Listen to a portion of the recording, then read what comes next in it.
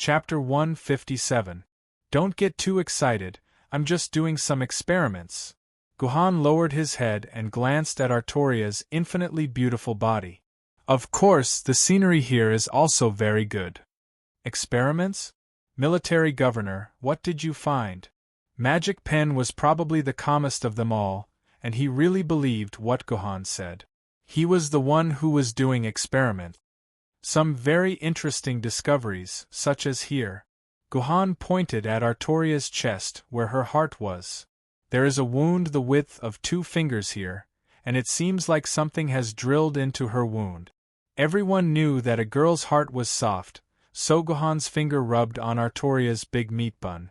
It was a very satisfying feeling. Of course, Hong Yu was speechless. What do you mean? Magic Pen said in a deep voice. Do you suspect that the filth entered Artoria's body through this wound and controlled her to become evil? This is just a guess, I don't have any more information. Gohan helped Artoria put on her wedding dress. I still need more observations and experiments to confirm my guess. Are you going to take off all of Artoria's clothes and study her body? Hong Yu asked angrily. Of course not. Gohan shook his head and added, maybe in the future. Although there were some accidents on the way, before the first universe level, Yuan Ko caught up with Gohan and the others, they still rushed to the first safety point marked on the map. It was an underground air raid shelter built in an unknown era. Although the air raid shelter had been abandoned for many years, it still had all kinds of equipment. Not only did it have beds, furniture, electric lights, but there was also a generator, a refrigerator, a computer, a game console, fitness equipment, and a series of other props. In the back cave of the air raid shelter, there was even a lot of food and supplies stored. According to Magic Pen's research, this air raid shelter was one of the small secret strongholds used by Yanjing City to investigate Yuan Ko's movements and intelligence a few years ago. There were 3 to 5 sword bearers stationed here all year round to collect intelligence and detect Yuan Ko's movements. Their main task was to detect whether there was a large-scale gathering of Yuan Ko's forces. If there was, it meant that a new wave of attacks was about to begin, and Yanjing City had to be prepared to defend to the death. For some reason, this stronghold was abandoned a few years ago, but all kinds of equipment were still intact. The most important thing was that the crystal wall shield was still in a normal state. The crystal wall shield was different from the dimensional wall that protected the base city. It was a unique defense method for every stronghold in the wilderness. Could isolate all kinds of energy flow. The energy outside the shield could not enter, and the energy outside the shield could not flow out. This way, not only could this stronghold maintain a good living environment that was warm in the winter and cool in the summer, but it could also make all kinds of strange search magic, telekinesis, radar, and other methods of Yuan Ko ineffective. When Magic Pen reactivated the crystal wall shield, it meant that the U-level Yuan Ko, who was tracking Artoria, would lose his sense of Artoria, and the pursuit of Gohan and the others would be interrupted. Sure enough, when Magic Pen skillfully injected sword essence into the core of the crystal wall shield, a light blue layer of crystal wall shield enveloped the entire stronghold. System notification. The first U-level Yuan Ko who started the pursuit has lost his sense of Artoria. You are safe for the time being. However, please be careful. Yuan Ko is less than 50 kilometers away from you. He has already mobilized the surrounding Yuan Ko to search for you. You are at risk of being exposed at any time.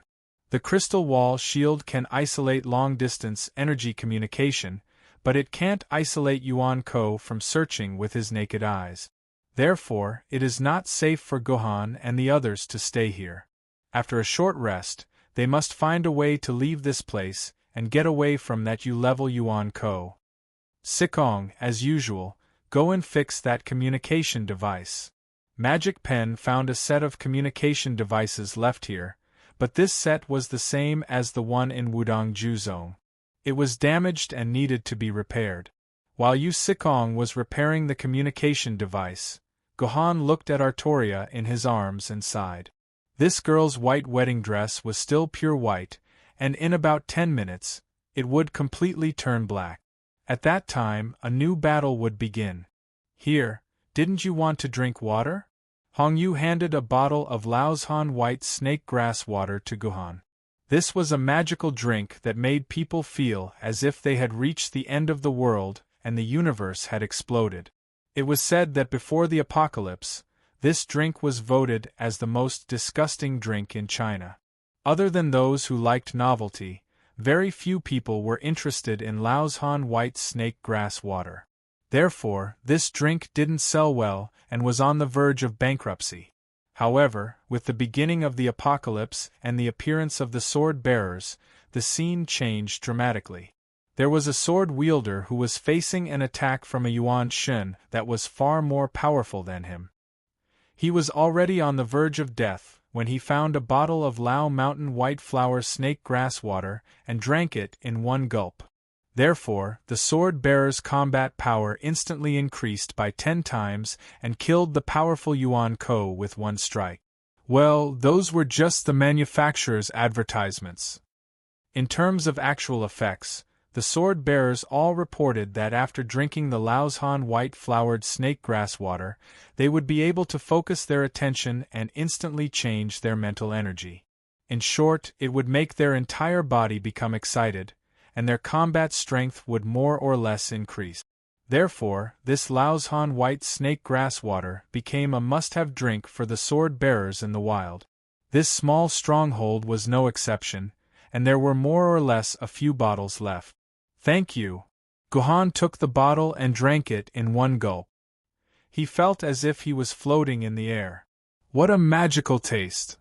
Guhan held the bottle playfully, considering whether he should give some to Artoria. Along the way, she hadn't stopped craving water. I've fixed it. Yu Sikong walked to the door with the communication device. He inserted the antenna of the communication device through the crystal barrier so that the signal could be transmitted to Yanjing City. The first time he came to this stronghold, Yu Sikong had suffered from this. After activating the crystal barrier, he kept trying to contact Yanjing City, but he didn't receive any signal. After working for an hour, Hong Yu reminded him that this crystal barrier not only blocked the search of the U-level Yuan Ko, but it also blocked the connection between the stronghold and the base city. Hello, is this Yanjing City? We are members of the Yaoguang team. We have important information to report to the base city. Please let the higher-ups talk to us immediately. What, Office Director? That's not enough, it has to be at least a member of the Standing Committee of the Sword Committee. Yes, we saved the U-level Yuan Ko, Artoria, one of the 10 kings of the Martyr's Palace. She was willing to surrender to us and provide us with a lot of valuable information. We are not crazy, this is the truth. We're currently in safe stronghold number 6524. We're safe for now, but there's another universe-level Yuan Shin chasing after us. I'm requesting the headquarters to immediately send reinforcements. Yes, understood, let's try. This was the 12th time Yu Sikong repeated this conversation. The base city didn't believe Yu Sitsong's words at all, and they weren't willing to send reinforcements. Especially after hearing that the U-level Yuan Ko was nearby, they rejected the rescue request even more. In the words of the base city, the only sword-bearer in Yanjin was the cabinet master of the sword firmament, who couldn't leave. The other sword-bearers were not in the city and couldn't be deployed. That was why Gu Han and the others were confident that they could find a way to leave. However, the base city still gave Yu Sikong good news. They said that there was a small teleportation portal 15 kilometers northwest of Stronghold 6524. It was a portal used by the Western Temple to transfer Yuan Ko.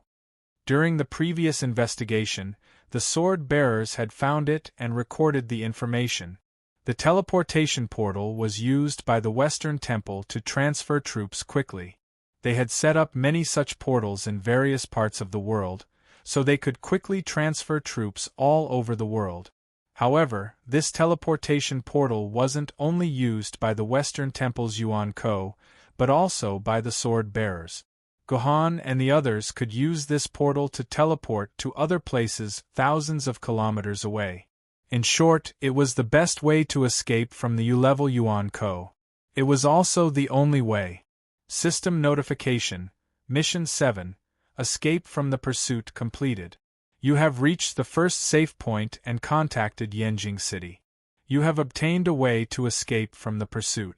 Dungeon completion rate, 60%.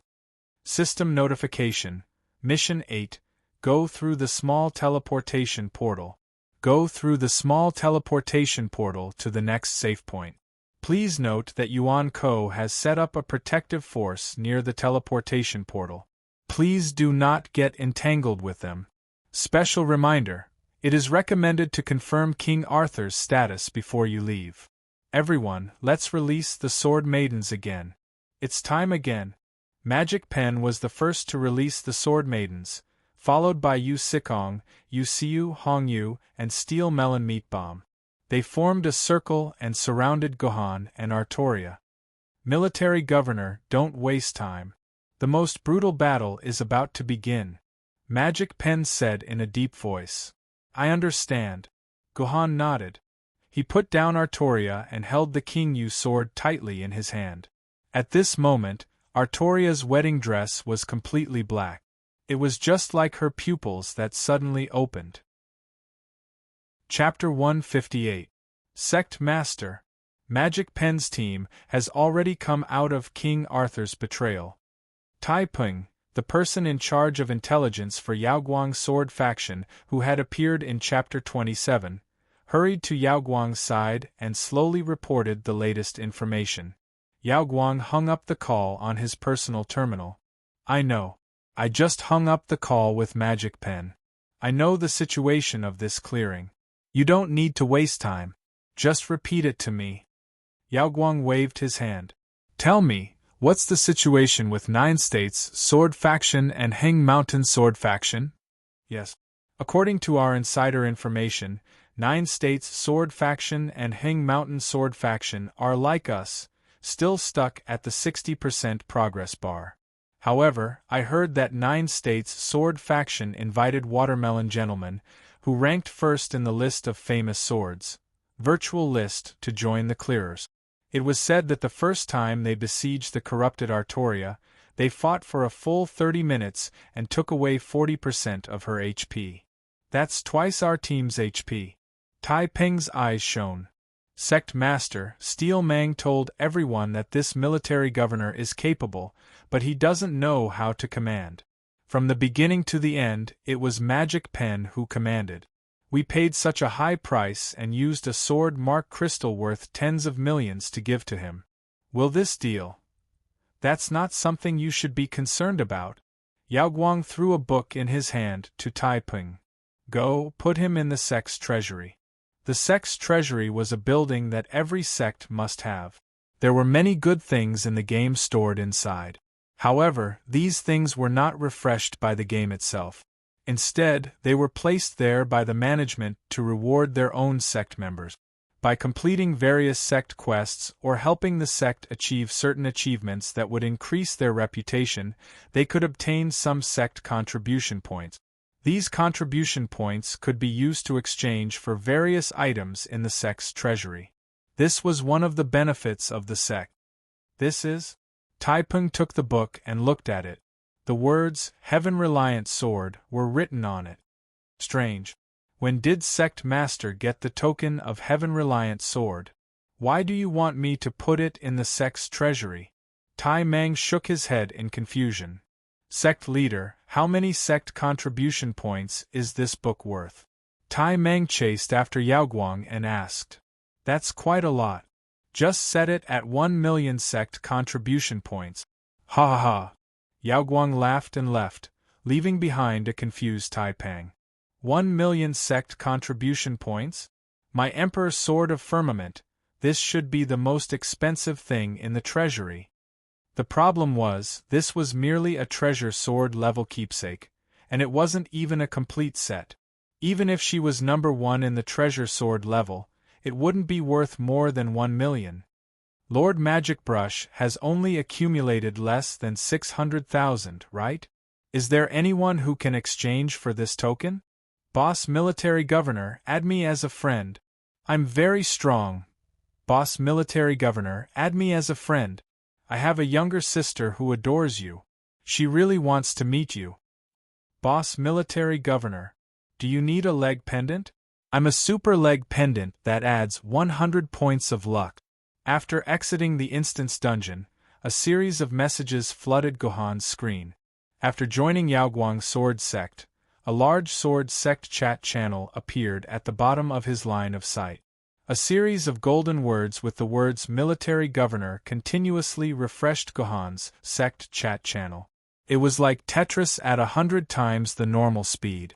Naturally, Gohan wasn't interested in these private messages. However, after receiving so many benefits from Yaoguang, not saying a word would make him look unprofessional. Thus, Gohan typed in the sect chat channel, "Thank you for your concern, everyone. I'm very busy right now and don't have time to answer your questions. Please don't at me anymore. Thank you, everyone."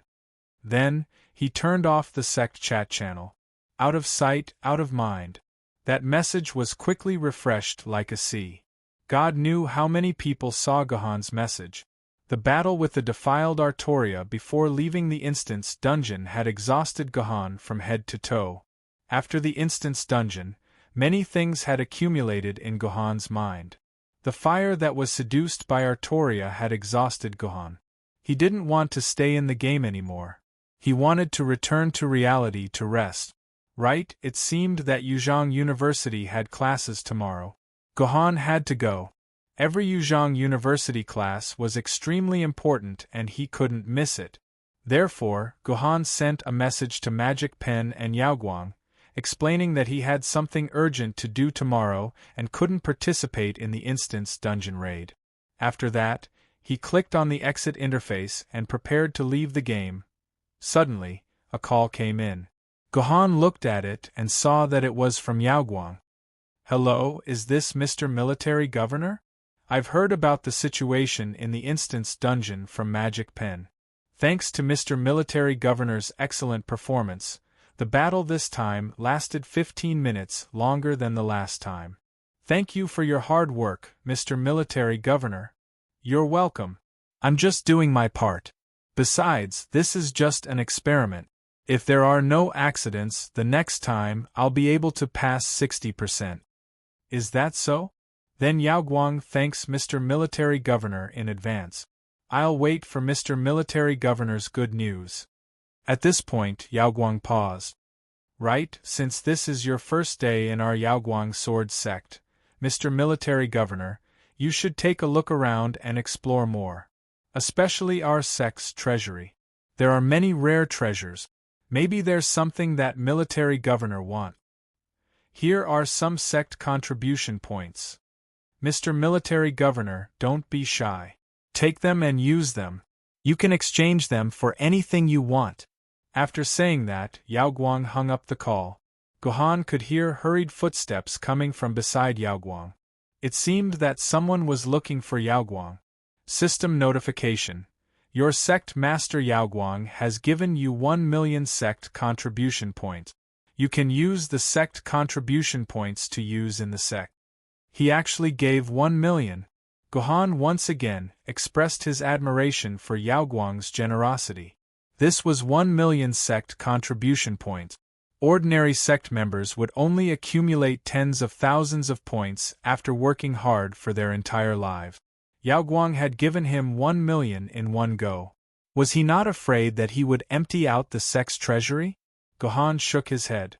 Since it was already in his hands, he would go to the sect's treasury to see if there were any treasures worth exchanging for. The Yaoguang Sword Sect's treasury was in the Yaoguang Sword Sect's encampment, Chicago. Gohan used the quantum teleportation gate to teleport to the encampment. In order not to attract any trouble, Gohan specially wore a hat so that the scar on his face would not be so eye-catching.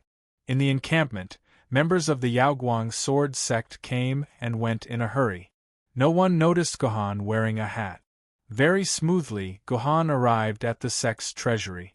As this was originally the University of Chicago's gymnasium, the interior of the gymnasium was filled with all sorts of treasures. Non-management personnel were not allowed to enter. Ordinary members could browse through the list of treasures on the hundreds of computers in the service area and use their sect contribution points to exchange for the items they wanted. Once the exchange was confirmed, there would be robots that would automatically deliver the item to their hand. It was very convenient. At this moment, there were not many people in the service area. There were dozens of empty computers. Gohan randomly found one and sat down. He opened up the list of treasures and set the order to go from highest to lowest. A long list of items appeared. Looking at the numbers, there were over 30,000 different items placed in the sect's treasury. The first item was the inherent barrier Yama Palace, which was worth 800,000 sect contribution points. Looking at the item's description, this was a powerful barrier that could cause the murderous Path Sword Mistress to fear the enemy's attack. It was no wonder that it was ranked first in the treasury, worth 800,000 sect contribution points. Gohan noticed that the contributor to this barrier was Sect Master Yaoguang. For a moment, Gohan was a little tempted. He wanted to use 800,000 sect contribution points to exchange for this barrier. However, Gohan still held back because there was no murderous Path Sword Mistress in the list that Gohan planned for himself. Moreover, the murderous path was an unconventional path after all. Those Gyendi who had a tragic ending were mostly Gyendi who had the murderous path Emperor Sword. The second item worth 600,000 sect contribution points was a set of spiritual sword level tokens. That's right, it was a set of spiritual sword mistress tokens, a set of 10. Although it was only a spiritual sword mistress that was ranked at the bottom of the spiritual sword record, if such a set of tokens was put on the auction house, it would be impossible to get it without at least 15 or 16 million sect contribution points. Seeing that the contributor to this set of tokens was Lan Songjiang, Gohan suddenly understood. This Lan Songjiang was said to have experimented with no less than 20 sets of spirit sword level tokens, but all of them were unsuccessful. The remaining set in his hand was given to the sect as a reward. This was not a strange thing. He had too much money, so his balls hurt. In fact, ever since this set of tokens was placed in the sect's treasury, the news spread like wildfire. At least thousands of famous spiritual sword-level sword bearers joined the Yaoguang sword sect for this set of tokens, hoping that one day they could accumulate enough sect contribution points to exchange for this set of tokens. Collecting a set of spiritual sword-level tokens was really too painful, too painful. How many people could not collect a set of tokens in their lifetime? Unfortunately, Gohan simply did not fancy this spiritual sword mistress. Otherwise, those famous spiritual sword-level sword bearers who ran around all day long for this set of tokens would be greatly disappointed. Gohan looked down at some other things, but there were no treasures that were worthy of his attention. Gohan was thinking that he might as well exchange it for some sword scar crystals or sword essence pills. Suddenly, the entire screen refreshed a bit, and a notification popped up. A new item had been added to the treasury. At the same time, the menu that had been pulled down to the back was refreshed back to the top. The words, Heavenly Sword Secret Manual is worth 1 million sect contribution points, contributor. Iron Centipede deeply pierced into Gohan's eyes, making Gohan speechless for a long time. Do you want to sell a personal favor to me? Gohan smiled. A spiritual sword-level token is worth at most 100,000, and you actually have the nerve to set it at 1 million sect contribution points. Aren't you afraid that I'll exchange it for your inherent barrier?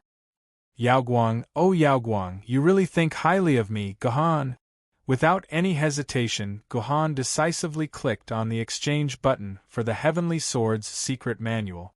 1 million sect contribution points came and went quickly. In the blink of an eye, it was exchanged for a Heavenly Swords token, which was then sent to Gohan's hands by a robot. It happened so quickly that no one in the sect realized that an item worth 1,000,000 gold coins had appeared in the treasury and was instantly exchanged for it. Wait! Guhan, who was about to log off, suddenly froze. How did Yaoguang know that I wanted the Heavenly Sword's secret manual? In his eyes, I should already be a famous spiritual sword-level sword bearer. Yaoguang, oh Yaoguang, I, Guhan, think highly of you.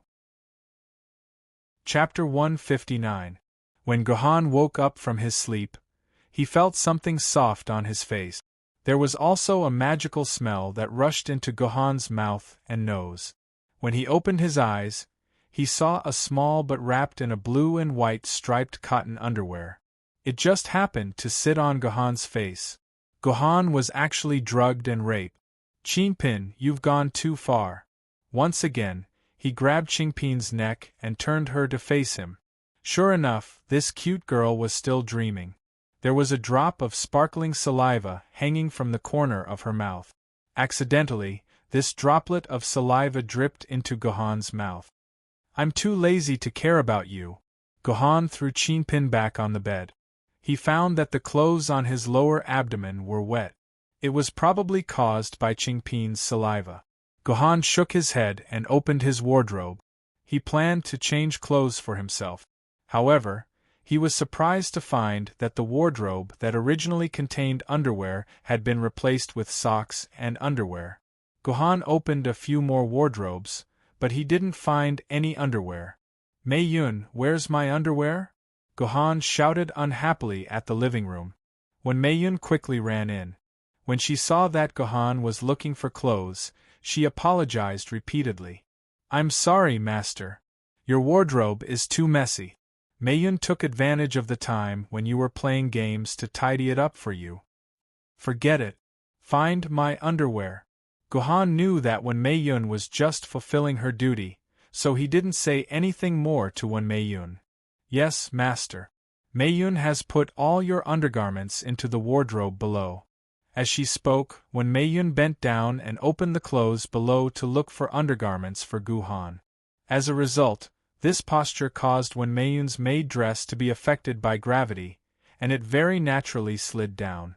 The full buttocks that were wrapped in black lace also naturally fell into Guhan's eyes. In an instant, Guhan thought back to the instant's dungeon. When Artoria was restrained, her lower body was raised. Suddenly, a certain part of her body stood up. Then, an urge to push down Wen Mei Yun in front of him and wantonly humiliate her almost made Guhan instantly transform into a demon. Damn it, what's wrong with this body? Guhan used a lot of willpower to suppress that impulse. At this time, when Mei Yun finally found Guhan's underwear, she turned around and handed it to Guhan. That's strange. The moment when Mei Yun turned around, she seemed to feel something hard hitting her butt. When Mei Yun subconsciously looked down and saw Guhan's protruding object. When she looked up again, she saw his wet clothes. She seemed to understand something immediately. When Mei Yun covered her mouth, she raised her head and saw Guhan's lustful eyes. When Mei Yun's body trembled and she sighed in her heart. Taking the initiative to make their master feel happy, taking the initiative to satisfy all the master's mental and physical needs was the fate of an exclusive maid. Since she had chosen this path, she could not refuse it, nor could she turn back. When Mei Yun knelt down in front of Guhan, she stretched out one hand and wanted to take off Guhan's pants. Taking the initiative to obey was also one of the rules of exclusive maids. Instead of letting Guhan urge and order her, it was better to take the initiative and squeeze out that thing earlier. Perhaps her master would be able to stop the desire on his mouth. What are you doing? When Mei Yun's hand touched Guhan's pants, Guhan seemed to be struggling in a nightmare. Almost in an instant, his whole body became drenched in sweat. His clothes seemed to have been soaked in water, stained with sweat and became wet. Leave the clothes here, you go. Guhan said such words like a beast. When Mei Yun was shocked and scrambled out of Guhan's bedroom. Guhan, what's wrong with you? Qingpin, who was only wearing underwear, rubbed his eyes and stood up from the bed. With a precise jump, he jumped into Gohan's arms. A cool air poured from Gohan's chest into Gohan's limbs. The beast-like desire was instantly suppressed by this cool air.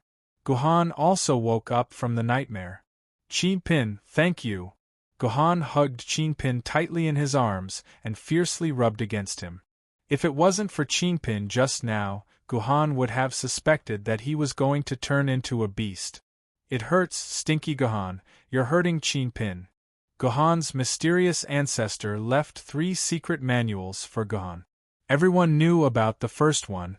It was the 9 Swords of Mysterious Heaven, which was commonly used for freezing cold. The sword technique in this secret manual had already been practiced to the point of perfection.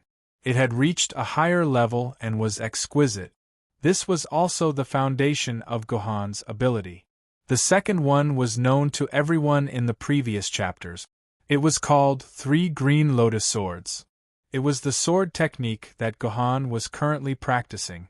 Although 3 Green Lotus Swords was 3 times less than 9 Swords of Mysterious Heaven, its power was more than 3 times stronger than 9 Swords of Mysterious Heaven.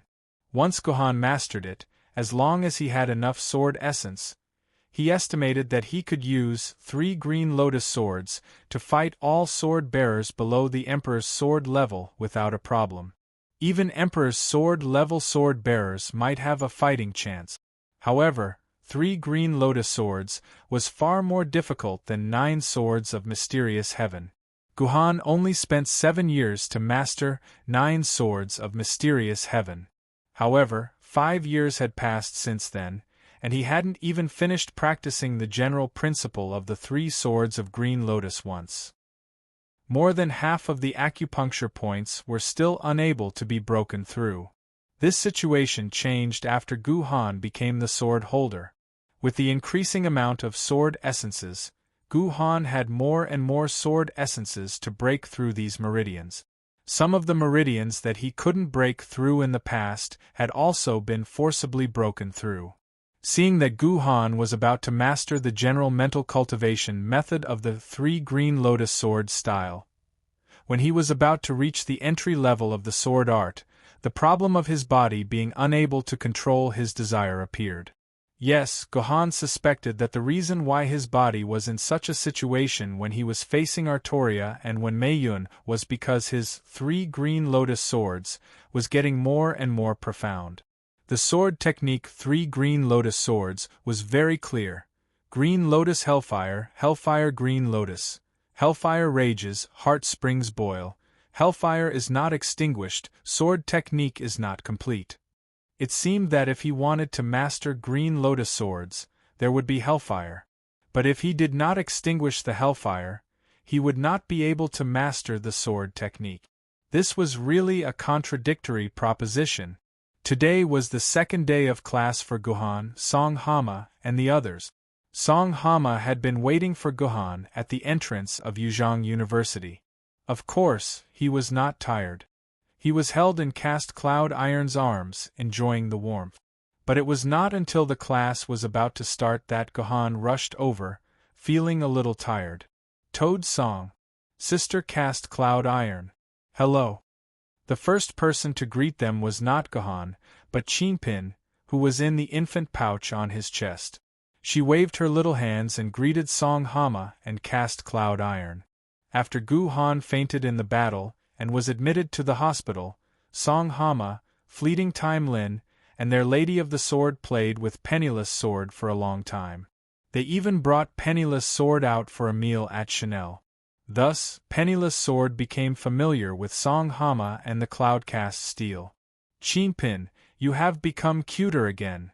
Song Hama stretched out a hand, wanting to touch Chinpin's little face, but Chinpin's head shrunk back and hid in the pouch. Other than Gohan, no one is allowed to touch Chinpin's head. This made Song Hama feel very awkward. Ignore her, she's just throwing a tantrum. Gohan laughed. His words dissolved Song Hama's awkwardness. Sour Popsicle, there's something wrong with your face. Didn't you sleep well last night? Song Hama smiled wretchedly and poked Gohan's waist. Hey, did you get squeezed too much by your personal maid last night? Song Hama's words did not make Gohan angry or embarrassed. Instead, it made another person unhappy. She patted Song Hama's head and asked stiffly, "Dear friend, do you want to be squeezed too? Do you want Cast Cloud Iron to help you?" Just kidding. Just kidding. Song Hama immediately gave up.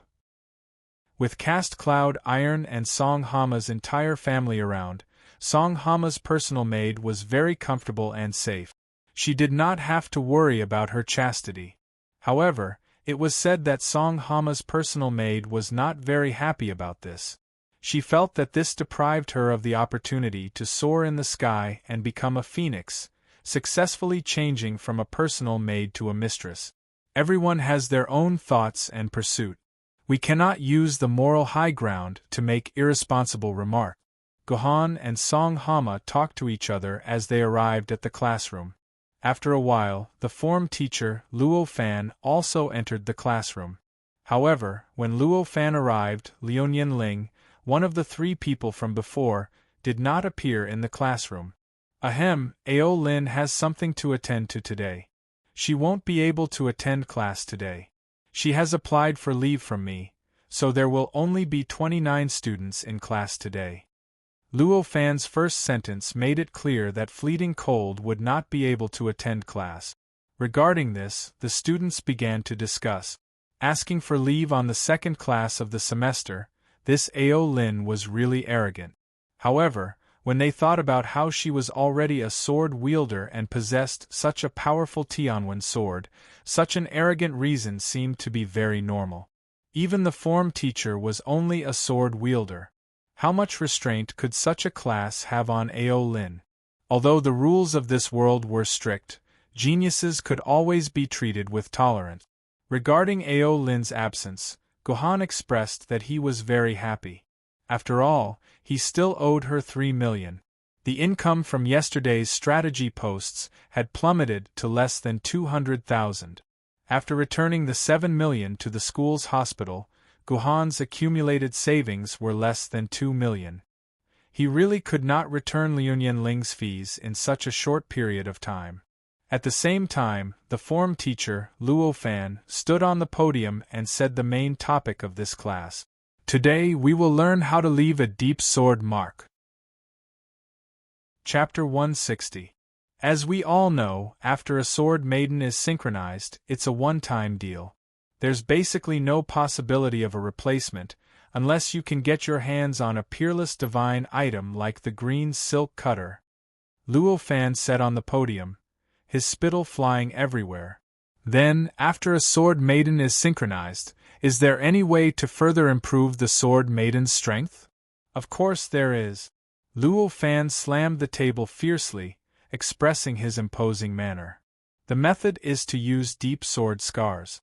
From rank 9 to rank 1, as the sword scars deepen, the sword maiden's strength will continue to increase. It's even possible for her to be on par with a sword maiden of a higher level.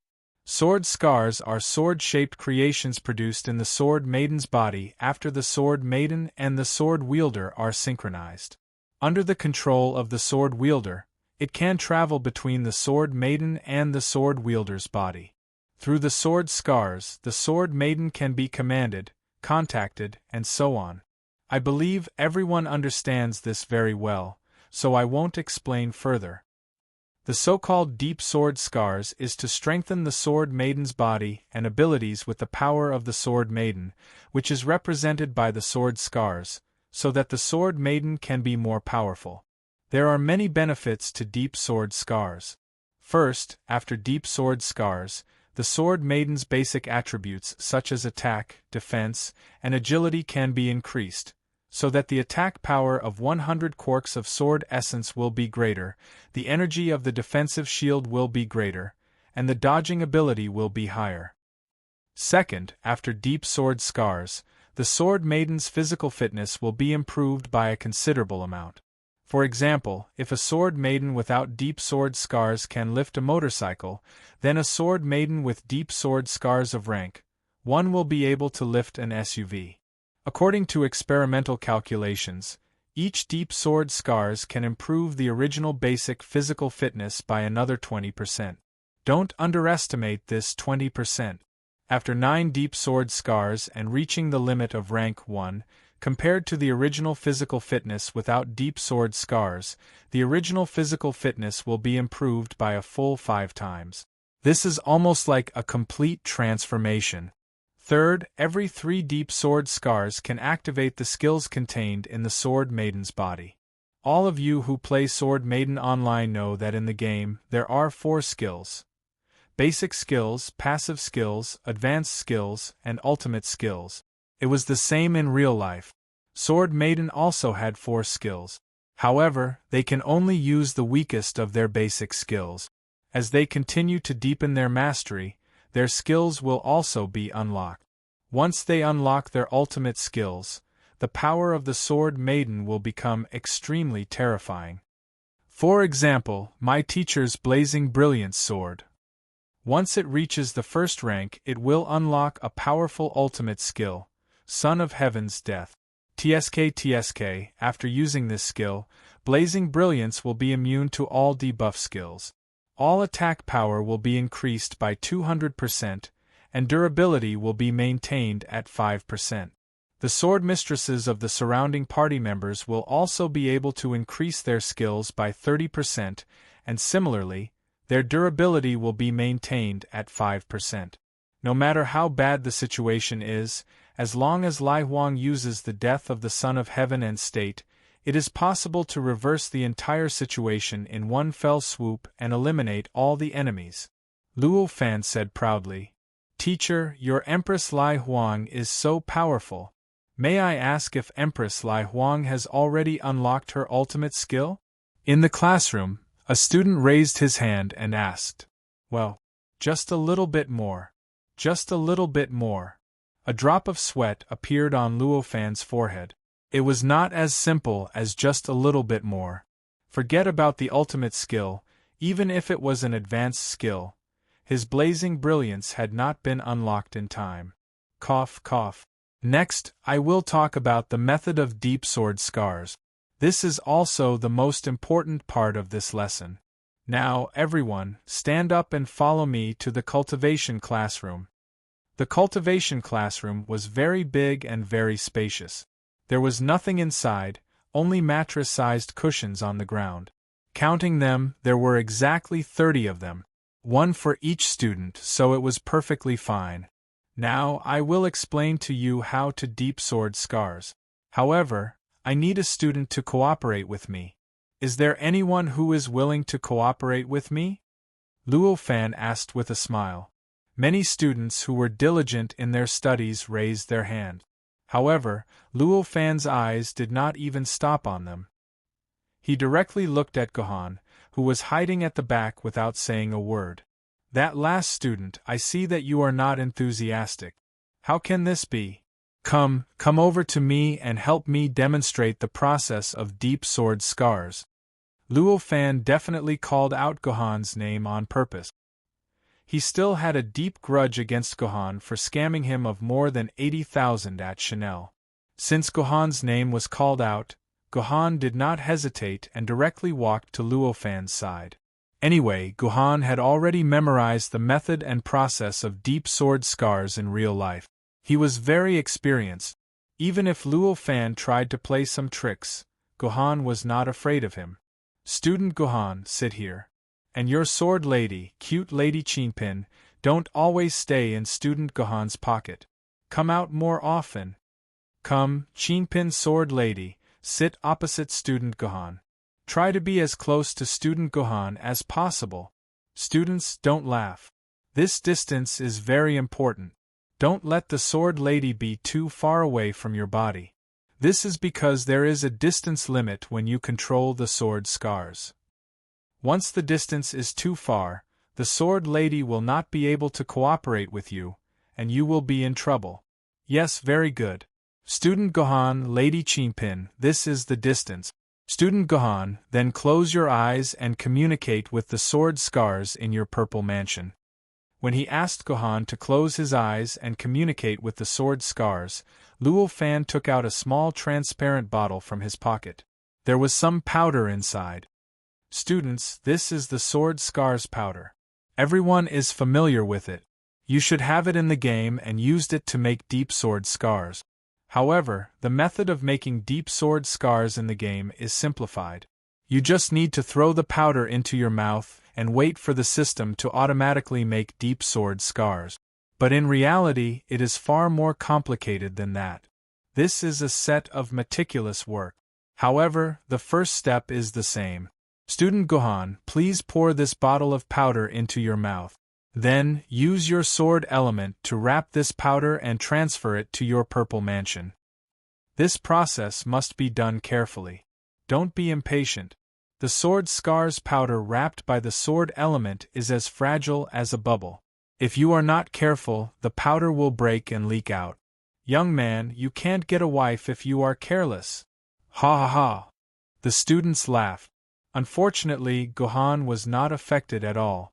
Gohan had terrifying control over his sword element. Without any hesitation, he quickly wrapped his own sword essence around the sword mark dust, and almost ran all the way to his Zifu. Without waiting for Luo Fan to say anything, he directly let the ball of sword essence wrapped in the sword mark dust collide with the sword mark. Student Gohan, don't be nervous. Listen to my instructions and slowly spread the sword scars powder evenly on the sword scars powder. Wait for about 30 seconds, and the sword scars powder will slowly become solid. Everyone's sword ladies are ancient sword grade, and this is their first time making deep sword scars. Therefore, 1 bottle of sword scars powder will be enough for your sword scars powder to become solid, unlike treasured swords. You will need 5 bottles of sword scars powder to become solid, Luo Fan said confidently. However, a minute passed, and there was no reaction from Gohan. Student Gohan, what happened? Luo Fan smiled in satisfaction. Is it because you are too careless and did not wrap the sword element tightly, causing the sword scars powder to leak out? Yes. Gohan blushed. I missed it. Teacher, can you give me another bottle of sword element powder? Hey young man, I told you not to be careless. Why didn't you listen? Luo Fan criticized Gohan, but he still took out a new bottle of sword element powder and handed it to Gohan. As a result, Gohan did not say anything and directly poured it into his mouth. A minute later, Gohan blushed again. He opened his eyes and continued to ask Luo Fan for more sword scars powder. Student Gohan, you are too careless. Normally, our students will succeed on the second try. You actually failed again. If you fail again, teacher will give you a failing grade. Luo Fan smiled and gave Gohan another bottle. In the end, Gohan still failed on the third try. Luo Fan mocked him happily.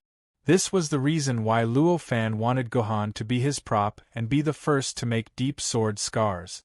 According to Luo Fan's experience in class, the students who acted as his props were habitually nervous.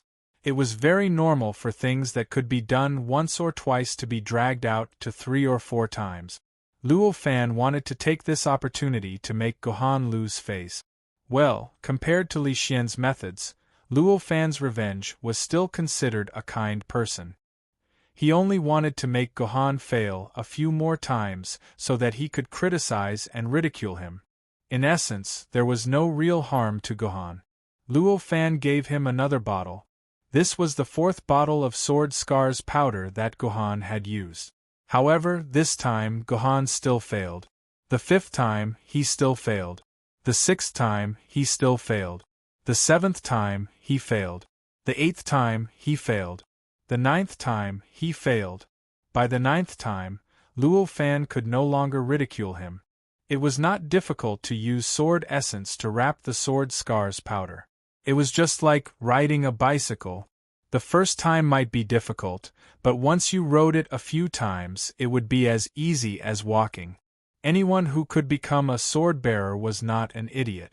The stupidest student that Luo Fan had ever taught could only succeed after 5 or 6 tries. However, someone like Guhan, who had failed after 9 tries, was absolutely unique. Something was wrong. What had happened in Guhan's purple palace? Luo Fan thought silently as he quietly waited for the result of Guhan's 10th try. Success! Guhan let out a long sigh of relief. He had finally succeeded. Chapter 161. To be honest, Guhan was also a little frightened by the situation at that time. Of course, Guhan was not like Luo Fan thought he was. He did not have insufficient control over the sword essence, which caused the sword mark dust to fall into his body. Guhan successfully sent the sword mark dust into Qingpin's sword mark on his first try. However, it did not cause any ripples and disappeared into the sword mark. Guhan was sure that he had completed every step perfectly without any mistake. Since he did not make any mistakes, then the sword mark dust or the sword mark itself must be at fault. At this time, the homeroom teacher, Luo Fan, happened to mock Guhan for not being able to control the sword essence, so Guhan played along and directly admitted it. Anyway, admitting this would not make him lose a piece of flesh, and he could also get new sword mark dust from Luo Fan's hands. Sure enough, Luo Fan readily took out a new bottle of sword mark dust and sent it into Guhan's sword mark. The sword mark still did not show any signs of materialization. However, the originally illusory sword mark looked like it was about to solidify. Could it be that the sword mark dust is not enough? Guhan suddenly had an idea, and the scene of continuous failure appeared in the previous chapter. From Luo Fan's pocket, he took out bottle after bottle of sword mark powder. With the continuous infusion of sword mark powder, Guhan's sword mark also seemed to become more and more solid. Finally, after the 10th bottle of sword mark powder was poured in, Guhan's sword mark finally flashed with a silver light and turned into a solid state in his Zifu. This was actually a very unusual thing. Even for the number 1 ancient sword, the Yi Xian sword, a bottle of sword mark dust was enough to materialize her sword mark. Indeed, Qingpin used a total of 10 bottles. Guhan was sure that all 10 bottles of sword mark dust were absorbed by Qingpin's sword mark. In other words, the materialization of Qingpin's sword mark was more than 10 times that of the Yi Xian sword. Even a sword maiden of the treasure sword rank only needed 5 bottles of sword mark dust at a moment. 10 bottles was a number that only sword ladies of famed sword rank would need. What did this mean? Did this mean that Qingpin was a famous sword mistress? However, Qingpin's stats were all at the standard of an ancient sword. What was the secret behind this? Guhan did not know. Finally succeeded? Luo Fan wiped the sweat off his forehead. This time, the school had given him 100 bottles of sword mark dust. He thought it would be enough for these little brats, but he didn't expect to use up 10 bottles on Guhan. Success. I can already see the materialized sword mark. Guhan nodded. Although he had read countless materials and tutorials, it was still a very wonderful thing to have a deep sword scar in reality for the first time. A physical sword was hidden in his body. That's right, it was a real sword that could slash people to death when pulled out. It just appeared in her body. This feeling was the same as when she was pregnant and gave birth to a poor child. It was the same feeling. Since you've succeeded, let's move on to the next step. Luo Fan breathed a sigh of relief. Student Guhan, the next step will be a little painful. However, since you've chosen to become a sword bearer, you'll have to face this pain. You must move fast. The faster you are, the less painful it will be. Next, please control the materialized sword mark in your body and let it come out. The so-called controlling the materialized sword mark to come out of the body was controlling the sword mark to cut through the skin from the inside of the abdomen. It felt like a cesarean section. The difference was that the doctor would cut open the abdomen from the outside, while the former would cut open the abdomen from the inside. Of course, the process of cutting open the abdomen would not really cause a bloody wound, so there would not be any substantial damage to the body. However, the pain of cutting open the abdomen would not disappear. Instead, it would be completely transmitted to one's mind. The excruciating pain of a laparotomy was classified as level 10 pain in the medical world, and the highest level of pain was only level 12. It could be said that this kind of pain was simply unbearable for ordinary people, and they had to be injected with anesthetics to carry out general anesthesia. However, the sword wielder couldn't use anesthetics, because once anesthetics were used, their nervous system would be paralyzed. In this way, although the pain would be blocked outside the brain, the sword wielder would also completely lose control of the sword mark. If he couldn't even control it, how could he come out? Therefore, the sword bearer must use his own will to bear this kind of pain. This was also a kind of training for the sword bearer. If he could even bear level 10 pain, what was the rest of the suffering? Guhan directly controlled Qingpin's sword mark to cut open a wound on his belly. A monstrous pain instantly swept through Guhan's brain, but Guhan did not even frown. A sword light flashed, and the materialized sword mark of Qingpin's sword appeared between Guhan and Qingpin. It floated in the air and kept rotating. As for the place where the sword mark had appeared, there was only a hole in Guhan's shirt to prove that something had indeed come out of Guhan's body. However, on Guhan's stomach, there wasn't even a scar to be seen. In fact, the great pain quickly dissipated after the sword mark left the body. It was much less painful than the pain that lasted for months when the abdomen was cut open. Your Highness Qingpin, it's your turn now. Luo Fan patted the silly Qingpin's head. Now, Your Highness Qingpin, please use your will to take over the control of the sword mark in the air.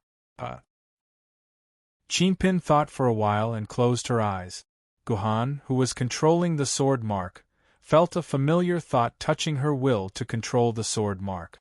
Guhan knew that this was Qingpin's will telling her that it was time to hand over the control of the sword mark to her. Guhan nodded at Qingpin, and her will receded like the tide, allowing Qingpin to take over the control of the sword mark. In the end, Qingpin seemed to be in a hurry.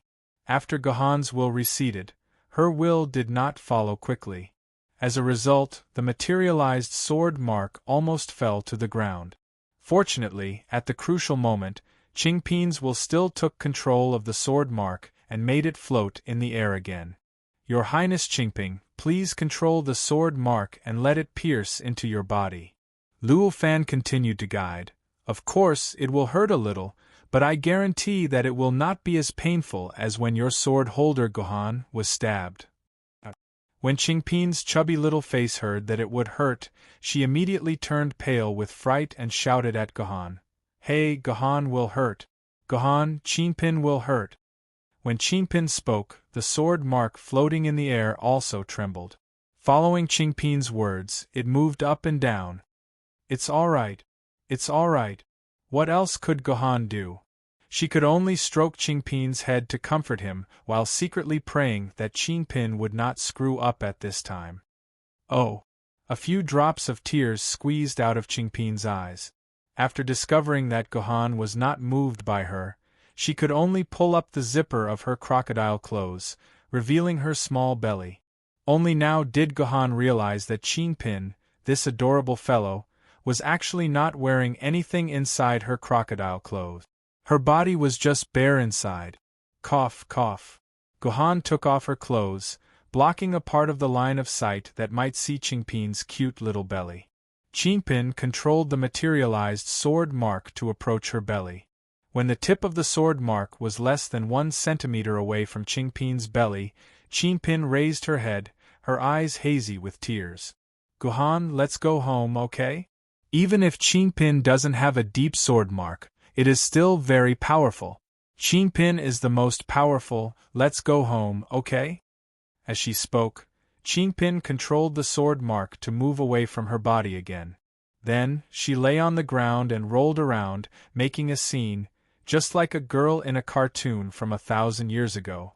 This amused the surrounding students, especially Song Hama, who laughed so hard that he was about to roll on the ground. 10 pieces of natural dongpa meat. Seeing Qingpin like this, Gohan knew that he would not be able to make this adorable fellow obediently give in without paying a price. 20. Chinpin immediately sat up and stretched out 2 fingers. Deal. A few black lines appeared on Gohan's forehead.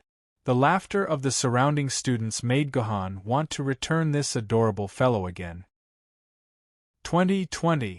Chinpin's small face turned red, and she silently counted the number of dongpa meat to cheer herself up. Then, she suddenly used the sword mark to poke her stomach. "I'm going to die. I'm going to die."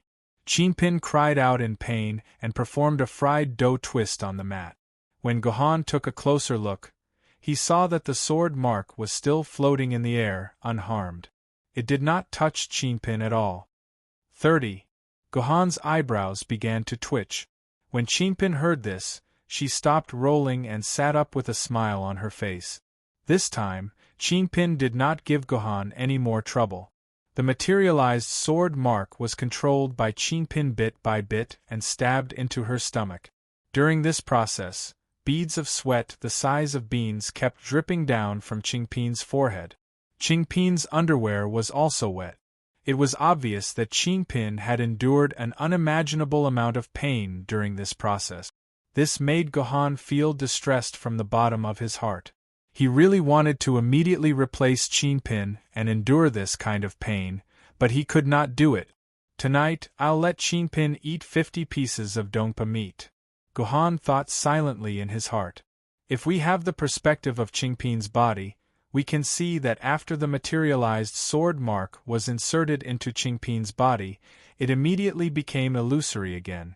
At the same time, we can see some white things floating along with the sword mark into various parts of Chinpin's body. After all the materialized sword marks entered Chinpin's body, the sword mark completely returned to its previous illusory form. However, there was an additional blood groove on one side of the blade.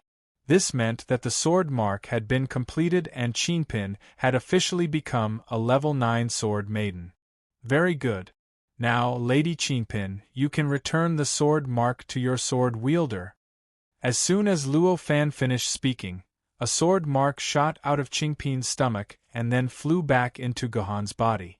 The whole process of the profound sword mark was completely over. After the demonstration of Gohan and Chinpin, the other students also began to experience the first profound sword mark in their lives. Compared to Gohan, who had consumed 10 bottles of sword mark powder, the other students had consumed at most 3 bottles. Song Hama succeeded in 1 try, which made him feel a little smug in front of Gohan. It had been a long time since Song Hama had been able to surpass Gohan in anything except the innate sword element value. Now, there was finally something that could surpass Gohan. It was too damn difficult. Chapter 162. Class 22694's Profound Sword Scar lesson lasted for about 3 hours. After the lesson was over, the homeroom teacher, Luo Fan, felt like crying but had no tears. He had never expected that the 100 bottles of sword scar powder that he had applied for in advance would all be used up, and he had even lost 7 bottles. This was really a sad story. Luo Fan had thought that there would be more than 10 bottles left out of the 100 bottles as his profit, but now he had lost all of them. In reality, sword scar powder was not as cheap as it was in the game. A bottle of sword scar powder could be sold for 1,000 renminbi, which meant that Luo Fan had lost 7,000 renminbi in the blink of an eye. It was truly a tragedy. Students, all of you have used sword scar powder before. Do you know how it was obtained? Luo Fan lectured listlessly. He was the one who had taken the initiative to ask the students questions, and some of them had raised their hands to answer. However, Luo Fan did not even look at them as he answered his own question. Actually, sword scar powder is a derivative product of dimensional crystal ores. Dimensional crystal ores are gifts left behind for humans after the dimensional rift erupts. The larger the dimensional rift erupts, the better the quality of the dimensional crystal ores. Therefore, in the next lesson, we will be going to the dimensional crystal or vein on Mount Mei Ling for your first practical training outside the city. The results of this practical training will determine whether you have the qualifications to enter the Sword Bearer's Mission Hall. Alright, the next time you leave the city is a week later at 8 a.m. Everyone, gather in the classroom. Let me give you a piece of advice. Have a good chat with your parents and siblings before you leave the city. Write me a will while you're at it. It might come in handy. Let me tell you, the death rate of our Yuzhong Academy's first practical training out of the city has always been controlled at 10%. That is, among you, about 3 people will die in this practical training out of the city. I am not joking with you. At this point, the originally listless Luo Fan's eyes suddenly flashed a bright light. Class dismissed. Student Gohan, come with me. I have something to talk to you about. Talk to me? Gohan was stunned. Was Luo Fan planning to take revenge on him? Student Gohan, do you have any relationship with the dean? As he walked beside Luo Fan, he saw the latter frowning and asking him. In this regard, Gohan expressed that he was very puzzled. He was originally a low-class person, so how could he know the dean of Yuzhong University? I don't know him. Gohan answered very honestly. Unfortunately, looking at Luo Fan's disdainful face, he knew that he didn't believe Gohan's words at all. Let me tell you, although you have a backer, I, Luo Fan, am famous for not being afraid of the rich and powerful. You'd better prepare for your training this week. Otherwise, I won't take special care of you when we leave the city for practical training. After saying this, Luo Fan pointed to a very luxurious villa in front of him and said, Go in, the dean is inside, and he wants to see you. After saying this, Luo Fan swaggered off. Gohan thought for a while, then patted the head of the Chinpin's sword in his arms. Let's go. Let's see what this dean wants from an insignificant person like me. Knock, knock, knock. Dean, are you there? After confirming the sign of the dean's office, Gohan took a deep breath and knocked on the door of the dean's office. Is it Gohan? Come in directly, remember to close the door. The voice of a middle-aged man came from the other side of the door. Gohan pushed the door open and then closed it. He saw a somewhat dignified man sitting on a strangely shaped chair. Beside him stood a sword maiden who had a look of disdain on her face. It was unknown whether this disdain was directed at Gohan or the dean. Although it was Gohan's first time seeing the dean, this dean had appeared quite frequently in various news reports in Yuzhong City. He could be seen in all kinds of news and midnight interviews. Therefore, Gohan recognized this person immediately. He was the dean of Yuzhong University, Tiger of Yuzhong, Tiger Roar Sword Spirit, Dao Mo Sit. Dao Mo pointed to a chair beside Gohan and gestured for Gohan to sit. Gohan didn't act pretentiously. If he could sit, he wouldn't stand. He lifted his butt and sat down. Seeing that Gohan didn't act pretentiously, Dao Mo nodded in satisfaction. This young man had a good temperament and was worth cultivating. You're Gohan, right? Dao Mo tapped in the air, and the room instantly turned into the scene of Gohan's battle with the demonic beast a few days ago. It also happened to be the scene where Gohan used a set of magical footwork to dodge 50 razor wings. You're a sword master, right? Your swordsmanship isn't bad. I heard from Long Quan that you have 10% of Huo Mi's abilities. Tell me, is Long Quan right? Dao Mo asked with a smile. I don't know if I have 10% of his abilities. Gohan shook his head. Who knows if we don't really fight? It's still a question whether Huo Mi Sword Spirit has 10% of my abilities, isn't it? Dao Mo and Long Quan were stunned by Gohan's words. Where did this kid come from? He was so arrogant. He actually dared to doubt whether Huo Mi's Sword Spirit had 10% of his abilities. Good. I like people like you. Young and bold. Dao Mo slammed the table. What do you think, kid? Since you can say such arrogant words, you should at least prove yourself.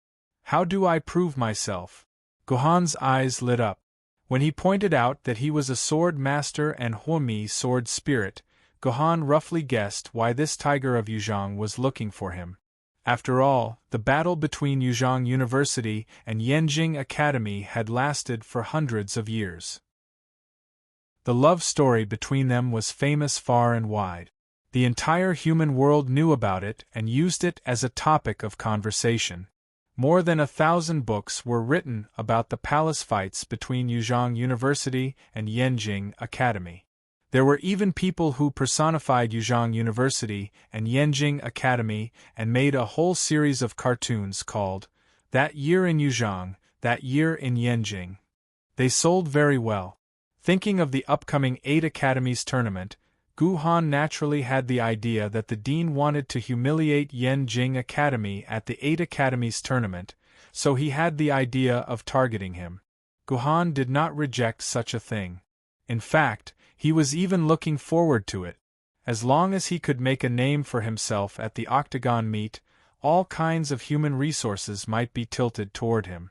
It's very simple. Although my sword Maiden, Long Quan, can't compare to Huomi in terms of swordsmanship, she's top-notch among the famous swordsmen. As long as you can defeat Long Quan with swordsmanship alone, I'll acknowledge your strength. Daoimo said slowly. Sure.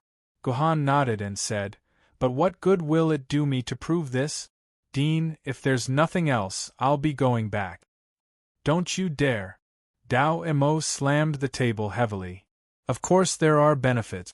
As long as you defeat Long Quan, Yuzhong University's resources will be tilted toward you. I'll train you to become a treasured sword wielder as soon as possible.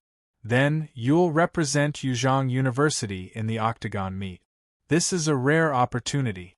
Many legendary sword wielder have made a name for themselves at the Octagon meet. Student Gohan, the first time I saw you, I knew that you were an ambitious man. It's not wrong for a man to be ambitious. What's wrong is that he doesn't have the ability to match his ambition. Prove yourself to me, Gohan, if you want to stand at the peak of life. Gohan did not say anything. His mind was successfully seduced by Daoimo. He was right. As long as he made a name for himself at the Octagon meet, he, Gohan, would be one step closer to his goal of becoming an Emperor Sword. Qing Pin, there's work to do. Gohan grabbed the sleepy Qing Pin's neck. Qing Pin knew that this damn sword wielder Gohan wanted him to transform into his sword form again. I'll add 10 more pieces of Dongpa pork tonight. Qing Pin mumbled. Although he was unhappy about this, under the temptation of the Dongpa pork, he obediently transformed into his sword form and held it in Gohan's hand. Please! Gohan made a gesture to Long Quan. Long Quan rolled his eyes at Daoimo. There was a flash of light in his hand, and the Long Quan sword appeared in his hand. Please! Long Quan felt terrible. In the first 10 moves that she had exchanged with Gohan, Long Quan felt that she was suppressing Gohan. There were a few times when she could hit Gohan. However, Gohan's slippery body technique always dodged her attacks. Slowly, Long Quan became anxious. She desperately wanted to suppress Gohan and then defeat him. This gave Gohan a chance. Gohan saw a mistake in Long Quan's anxious state and immediately countered with his sword. Long Quan turned pale with fright and quickly blocked. Although she managed to block Gohan's sword by a hair's breadth, the situation had changed from Long Quan suppressing Gohan to Gohan suppressing Long Quan. Long Quan tried to turn the situation around. However, she felt that Gohan had predicted every move she made. Every time she attacked, there would be a blade blocking in front of her. Long Quan felt that she had been seen through by Gohan. I've seen through you. Suddenly Gohan said. Long Quan was taken aback, and Gohan's dagger shot towards Long Quan's left shoulder. Long Quan quickly parried and evaded. However, when Long Quan's body moved, she realized that something was wrong. Gohan's move was actually a feint. However, Long Quan could no longer dodge. The blade of Qingpin's sword pierced through Long Quan's wrist and directly under her throat. The tip of the sword was right there. You've lost. Thanks for letting me win, Lady Long Quan, Gohan withdrew his sword. Chinpin immediately turned back into a cute little guy and burrowed into Gohan's baby pouch. I'm tired. I'm not fighting anymore. I'm going to sleep. Actually, you can defeat me within 10 moves, right? Long Quan lifted her head and stared into Gohan's eyes. Are you letting me win? Not at all. Gohan shook his head sincerely. Lady Long Quan's swordsmanship is quite exquisite. Gohan only wants to secretly learn a thing or two. I don't have any other intentions. Ha ha ha, Long Quan, didn't you admit that you're no match for Gohan? You're just proving yourself now. Dao Emo patted Long Quan's shoulder. Then, he turned to Gohan. From now on, you're a good student of Yuzhong University. Long Quan, take out a 3-pole. I'll personally put it on for student Gohan. Oh right. Didn't I tell those bastards at the hospital not to charge student Gohan's medical fees? Since he was injured in our school, the responsibility belongs to our school. Long Quan, go and tell the hospital to refund the 7 million medical fees to student Gohan. We can't let student Gohan bleed and cry. Chapter 163. How is it that you've only met the dean once and you've already got 3 poles? This world is simply too unfair. Song Hama looked at the 3 poles on Gohan's arm with envy. This meant that Gohan had become a good student of Yuzhong University. He had many privileges in the school, such as not attending classes and not failing exams. It was a completely different situation from the good students before the apocalypse. The symbol of a good student and 3 poles meant that Gohan was one of the strongest students in Yuzhong University. Not only would he receive a lot of resources from the school, but he would also receive a lot of benefits and more attention after graduation. This was the target of envy for every student, and also the target of envy for every student. Toad, you've mastered the sword technique I taught you. You have the right to wear these 3 poles. Gohan paused. Your talent is not inferior to mine. I've told you before that you can become the sword master. Forget it, I'll leave the fighting to the sword maiden. I'll be satisfied hiding in the back. Song Hama shook his head indifferently.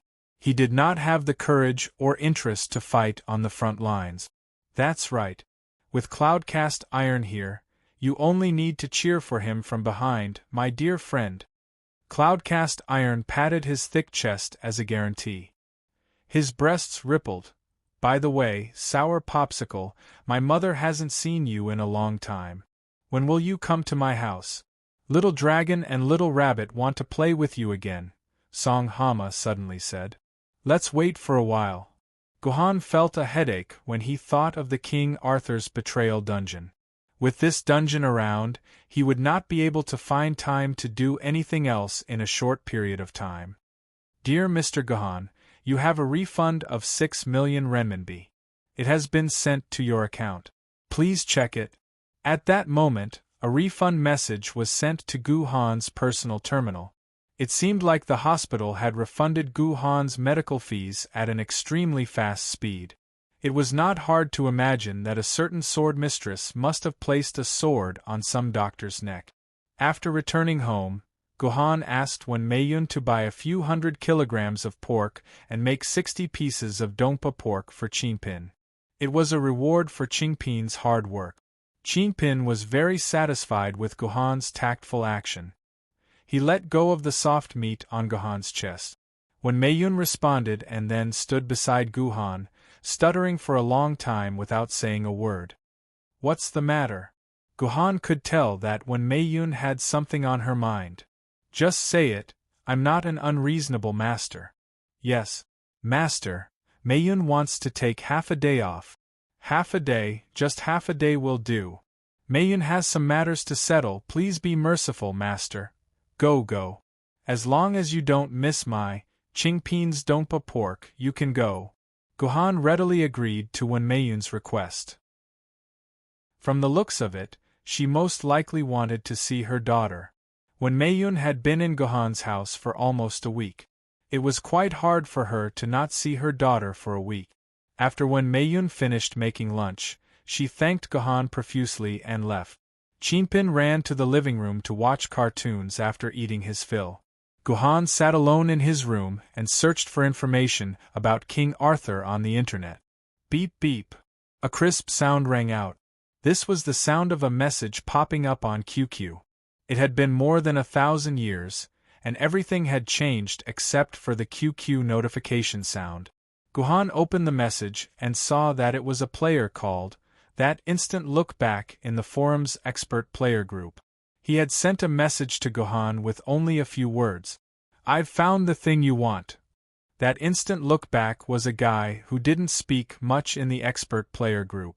However, Gohan knew that other than being a max-level expert on the forum, he was also an extremely skilled hacker. He had once hacked into the Sword Committee's SS-level secret vault and obtained a lot of top-secret information. When he was researching the King of Uzgojian sword dungeon, Gohan had asked him many times to obtain some confidential information. Of course, that instant look back was not a volunteer. He had to pay for it, and the price was not cheap. The cost of the few messages from the dragon had cost Gohan half a year's worth of nutrient solution. The thing you want is SS level. I put in a lot of effort, so it's slightly higher than the agreed price. Seeing that instant look back's reply, Gohan was a little surprised. After working with him for so long, this was the first time he had heard him say that he put in a lot of effort. It seemed that this trip to get the information was definitely not as simple as he had said. "Sure, name your price." 300,000. Gohan didn't say anything else and transferred the money over. 300,000 for an SS-level secret information. This was a reasonable price no matter where he went. Gohan's straightforward payment made instant Hui Mao, who was on the other side of QQ, shocked. He had also worked with Gohan for so long. When did he not drag his feet when it came to payment? He delayed it for a few months before paying clearly. Like today, the transfer was completed in less than 10 seconds.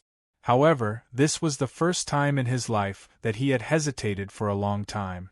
In that instant, he glanced back and typed out such a sentence. "You're rich?" "Yes, I've made a small fortune," Gohan answered very honestly. After typing this word, that instant look back's profile picture dimmed. This meant that he had gone offline. As a hacker, he would immediately go offline after the transaction to prevent others from finding any clues. Gohan carefully read the entire information. Some of the questions he had about King Arthur's betrayal were answered. In his heart, the method to clear the dungeon also gradually became clear. If Gohan's guess was correct, then the next time he entered the dungeon, Gohan was at least confident that he could clear at least 60% of the levels. Everything that needed to be done was done. Just after dinner, Gohan didn't dare to continue practicing 3 green lotus swords. He was deeply afraid that he wouldn't be able to control himself and do something to some cute girl. He could only close his eyes and enter the world of Sword Maiden online. When he opened his eyes again, he saw King Yu sitting alone in front of the computer and laughing foolishly. Gohan went over to take a look. It turned out that this child was watching a very popular TV series recently. It was called something like From Jiandi's Descendants. It was a cliched story about the 5 sword emperors having 5 descendants. These 5 descendants were filled with all sorts of hatred and love. Then, there would be all sorts of fights, all sorts of deaths. In short, the plot was very cliched, but it caused a huge wave. Even King Yu, the sword lady in the game, started to get addicted to this television series. "Excuse me. I want to look for information." When Gohan saw the handsome male lead, his heart ached. He pushed King Yu's shoulder and indicated that he wanted to use the computer to look for information. "Can't you go offline to look for it? Anyway, there's Ching Pin in real life. Don't worry about me." King Yu rejected Gohan without hesitation. He indicated that Gohan should go offline to look for information and not disturb him watching movies. Gohan glared and touched King Yu's butt. "Don't think too much." Gohan just wanted King Yu to return the sword. If you dare to pull out my sword hilt, I won't let you off. Don't even think about seeing me for the rest of your life." King Yu clicked on the video and paused it. He put his hands on his waist and immediately confronted Gohan. The originally cold and dark Gohan suddenly couldn't withstand King Yu's unyielding aura. It was the same when facing Qing Pin. Gohan was getting more and more away from his original persona. Gohan lowered his head guiltily. His eyes involuntarily turned and looked at the computer screen. At this moment, the video was paused and a small window of advertisement was hanging on it. It was this advertisement that Gohan usually didn't even look at, but it suddenly snatched all of Gohan's attention. "Go, follow me." Gohan grabbed King Yu's hand and was about to leave the sword tomb. "What do you want to do? Let go of me, we're arguing." King Yu was unhappy. Arguing was the advantage. Can you not change the focus of the conflict? It's rare for me to gain the upper hand in front of you, Gohan. Stop fooling around, there's something serious. You're about to have another sister. When Gohan said this, he had already pulled King Yu out of the sword tomb. King Yu couldn't refuse anymore. "You stinky military governor, who wants another sister. Qing Pin is annoying enough." King Yu thought unwillingly. "Hello, welcome to the Great Windmill Auction House. The auction will officially start in 3 minutes. Please show me your invitation or ticket." At the entrance of a very luxurious and grand theater, 4 beautiful receptionists stood side by side. They welcomed Gohan with smiles and gently stopped Gohan's attempt to enter. "I don't have an invitation, your tickets also stopped selling in 7 minutes. Gohan sighed, "But I really want to go in. For my sake, let me in." "Your face?" The receptionist smiled awkwardly. Why were there so many people with scars on their faces recently? Was it a new trend? Did they think they were the same as military governor just because they had a few scars on their faces? "Sorry, you don't have an invitation or ticket on your face. I can't let you in," the receptionist said formally. "Is that okay?" Gohan brainlessly put his name on top of his head. At the same time, the shining King Yu Go stomps on the Sword Dungeon's #1 blinded everyone's eyes. "It really is military governor." The receptionist was also shocked. She immediately bowed and said, "I'll ask the supervisor immediately. Please wait a moment." A minute later, the receptionist ended the call and bowed 3 times to Gohan in one breath. The smile on her face became even wider. "I'm sorry, Mr. Military Governor. Our supervisor said that all the seats are full. We can't let you in. Why don't you come back for the next auction?" In fact, the place was not full at all. There were still many empty seats. However, the supervisor of the Great Windmill Auction House did not care about the military governor at all. He muttered, "He's just a has-been internet celebrity. He wants to show his face here? No way." Gohan's face turned red. He thought that by using his name, he could gain some special privileges. He didn't expect to be humiliated instead. "There's no other way. I can only look for Yaoguang." Gohan picked up his personal terminal and planned to call Yaoguang. "Mr. Military Governor." "Hello." A timid voice suddenly greeted Gohan. Gohan took a look and saw that it was a cute little girl. Chapter 164. Who was the person that Gohan knew? Most people would guess that it was Yaoguang. Back then, Mingyue. Actually, it wasn't. It was a person that Gohan hadn't even met once. However, her name left a deep impression on Gohan. True Everlasting Nation. I don't know if the readers have any impression of this name. I think most of them don't, but Gohan had a deep impression of this name. That was because she was the first player that spent money to read the guide that Gohan posted using his alternate account, Military Governor 12580, and rewarded Gohan 588. She was the only player that subscribed to and rewarded Gohan's post before Gohan's interview. Naturally, Gohan had a deep impression of this name. Gohan still remembered that he wanted to add her as a friend and thank her. In the end, she banned him from adding her, which was very awkward. Gohan sized up the child. She looked to be about the same age as Gohan. She wore a beautiful princess dress and wore a big red flower on her head. She was a very cute and beautiful girl. Hello. Are you really Mr. Military Governor? True Everlasting Nation was very excited to see Gohan in person. She was so excited that she danced. Mr. Military Governor, your guide is really amazing. I read it more than 10 times. I followed your instructions and successfully obtained an SSS rating for King Yu's Gojian Sword Instance Dungeon. I'm so excited. This girl actually obtained an SSS rating. Gohan was shocked. Even though he read his guide, it only increased the time by about 40 minutes. The real difficulty was how to defeat Steel Tooth in the remaining 15 minutes. Although he had Kenzu and King Yu as his helpers, King Yu had completely forgotten about his sword skills. It would be good if he didn't cause trouble for the players. This true Everlasting Nation was able to reach SSS rating. She definitely had a strong side. She wasn't someone to be underestimated. Hello, Miss True Everlasting Nation. I remember you. Gohan reached out a hand. You are the first person to subscribe to my post. I am very grateful for your subscription and tips. Really? Does Mr. Military Governor really remember me? I'm so excited. True Everlasting Kingdom became excited again. He hurriedly wanted to shake Gohan's outstretched hand. However, just as he was about to shake it, his face darkened and he retracted his hand. I'm sorry, Mr. Military Governor.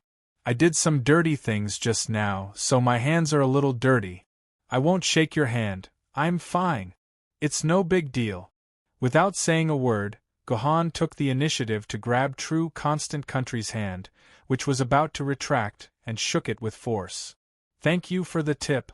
Thank you again, Gohan said very sincerely. Mr. Military Governor. True Constant Country shrunk back like a frightened rabbit. Her face was red for a long time. Suddenly, loud music could be heard in the auction hall. This meant that the auction had officially started. Mr. Military Governor, why are you stopping here? Did you encounter some difficulties? True Constant Country asked with her head lowered. Yes. Gohan nodded honestly.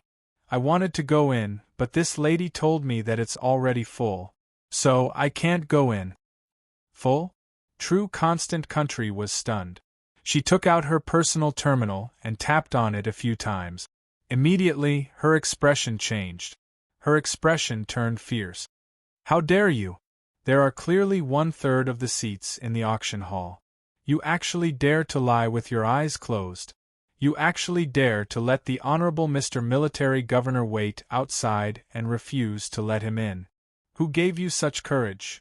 True Constant Country shouted fiercely at the greeter at the entrance, scaring the pitiful long-legged lady into a ball. Was the current True Constant Country still the shy little girl from before? You can get lost now. I hereby announce that from now on, you are no longer a member of the Great Windmill Auction House. True Constant Country didn't waste any time and directly sentenced the long-legged lady to death. Don't missy. Don't missy. I didn't say that. Director Chen made me say that. Actually, I admire Mr. Military Governor a lot. I'm also his fan. But Director Chen said that we shouldn't let this kind of fading celebrity insult the reputation of the Great Windmill Auction House. For the sake of her job, this long-legged lady didn't hesitate to sell out Director Chen. Really? Did Director Chen say that? True Constant Country's expression softened. In that case, just stand here. If what you said is true, I'll let you off today. What are you standing here for? Hurry up and open the door. Invite Mr. Military Governor in. A few minutes later, Gohan and the True Everlasting Kingdom were seated in a private room on the top floor of the auction house. This was the best private room in the Great Windmill Auction House. It was more than 100 square meters in size, with a sofa, a coffee table, fruits, snacks, a television, and so on. There was even a bed and a chair in the room. It was unknown what kind of dirty thoughts the designer of this private room had in mind when he put it there. When she was with Guhan, this Missy, who was arrogantly lecturing her subordinates just a moment ago, instantly turned into a cute, timid, and beautiful young lady. "Miss True Constant Country, are you the Missy of this place?" Guhan asked, even though he already knew the answer. "That. Can you? Don't call me Miss True Chang Rua Country." True Chang Rua Country said with a mournful face. "I'm already regretting my choice of this online name. It's awkward to call the person I'm calling, and it's also awkward to call the person I'm calling. Mr. Admiral, you can just call me Chang Rua." "All right, Miss Chang Rua." Guhan readily changed the way he addressed her. "Answer my question." "That's right, I'm the Missy of the Great Windmill Auction House." True Constant Country nodded. "My father is the chairman of the Great Windmill Auction House, but I rarely come to this auction house. Today, I heard that the auction house has some sword-grade keepsakes, so I came over." "Sword-grade keepsakes?" Guhan's mind spun. "I heard you say that you received an SSS rating after reading my post.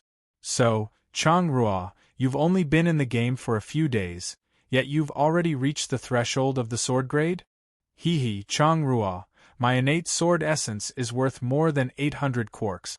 After entering the game, I casually ran a few dungeons, and my innate sword essence is worth 1,000 quarks." True Constant Country lowered her head as she spoke. She had no idea that her words had caused Guhan to laugh bitterly in his heart. It seemed that this true, everlasting nation was also a rare genius. Innate sword element was worth more than 800 quarks, and it was 1 in 10,000 people like her. "Chang Rua, which sword-grade keepsake have you taken a fancy to?" Guhan asked inconspicuously. "I heard that the keepsake of the number 1 sword-grade weapon, the Heavenly Sword, will be auctioned today.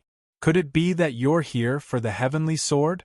Since you like it so much, just ask your father to give it to you. There's no need to auction it." "The Heavenly Sword?" True Constant Country shook her head. "The keepsake of the Heavenly Sword is too time-consuming. Who knows when I'll be able to gather all of them? My goal this time is to obtain a complete set of keepsakes of the soul-devouring sword. Moreover, my ancestor was fated with the soul-devouring sword. My success rate in synchronizing with the soul-devouring sword will be higher. We've signed a commission auction agreement with our customers. If we don't go through the auction procedures, it'll be troublesome if our customers sue us for breaching the contract. Moreover, this will severely damage the reputation of our Great Windmill Auction House. Anyway, I don't think there are many people here who have as much money as us. At most, we'll just waste some money." True Constant Country was very honest. She told Guhan everything about herself, which made Guhan heave a sigh of relief. It was good that she didn't want the Heavenly Sword. Otherwise, he really wouldn't have the financial resources to compete with the Great Windmill Auction House's young mistress. While Guhan and True Constant Country were talking, the auction had already begun. The buyers in the ordinary seats could only look at the display items on the round stage in the center and bid for them.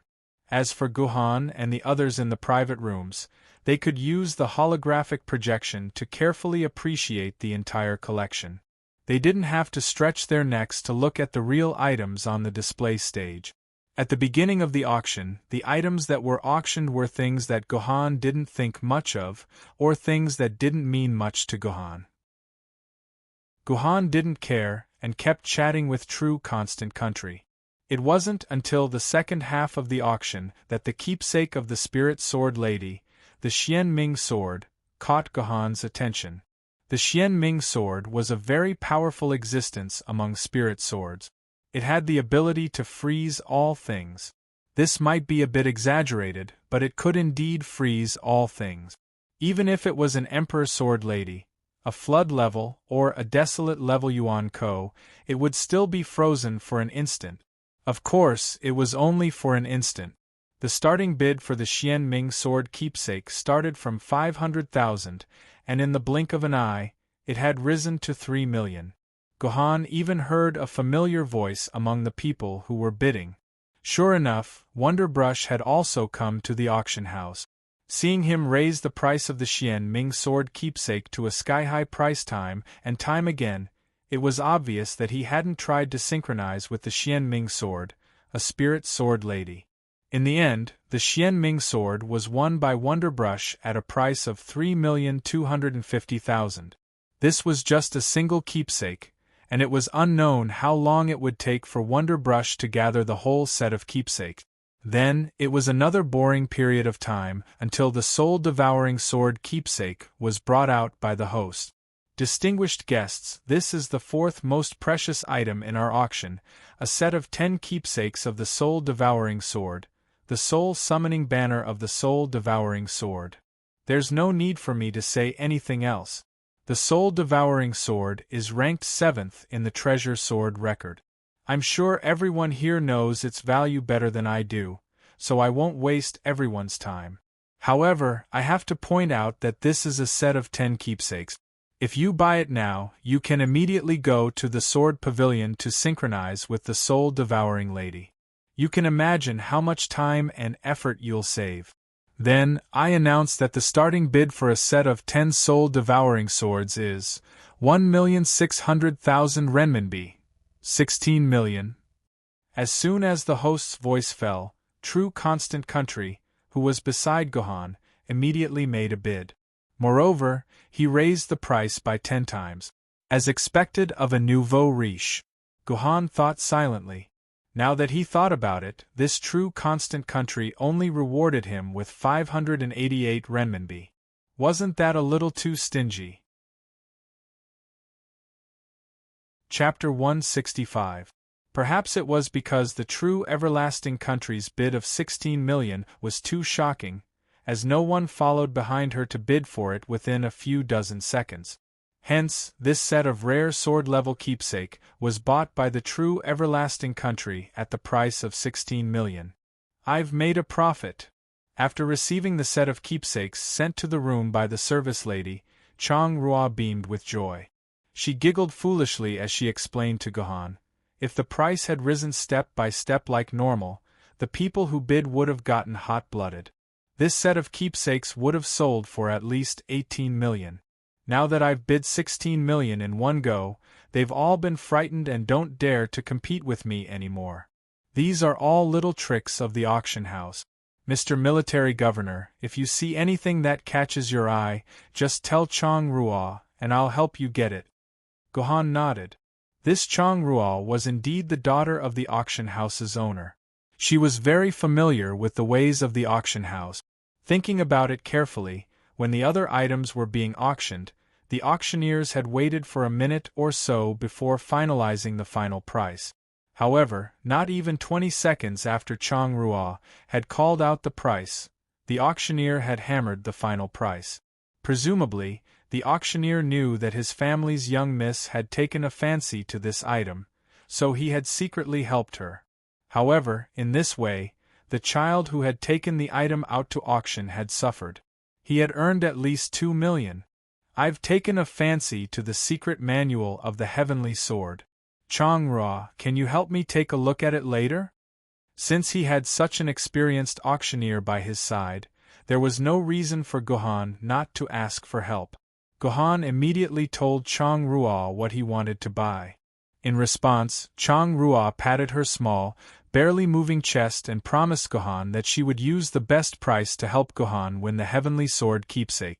In the entire auction, the second item that caught Gohan's attention was a sword tassel. The appearance of this item immediately caused the auction house to reach a climax. Many of the private rooms that had been silent as if no one was present began to shout out their bids. The price of this piece of equipment called the Flowing Cloud Sword Tassel was raised to a high price of 12 million gold coins. In the end, it was bought by a mysterious player. Sword tassels were extremely rare items, be it in the game or in reality. Because the sword tassels were created by no one, all sword tassels were born naturally, just like the natural sword ladies. Once a sword maiden wore a sword tassel, it would greatly increase her strength. It was similar to equipment in traditional games. However, the difficulty of obtaining a swordmistress equipment like the sword tassel was billions of times greater than normal in-game equipment. To give a simple example, there were less than 60 sword tassels in human records.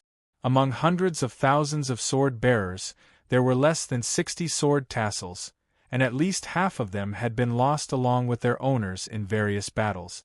Sword tassels weren't like sword mistresses.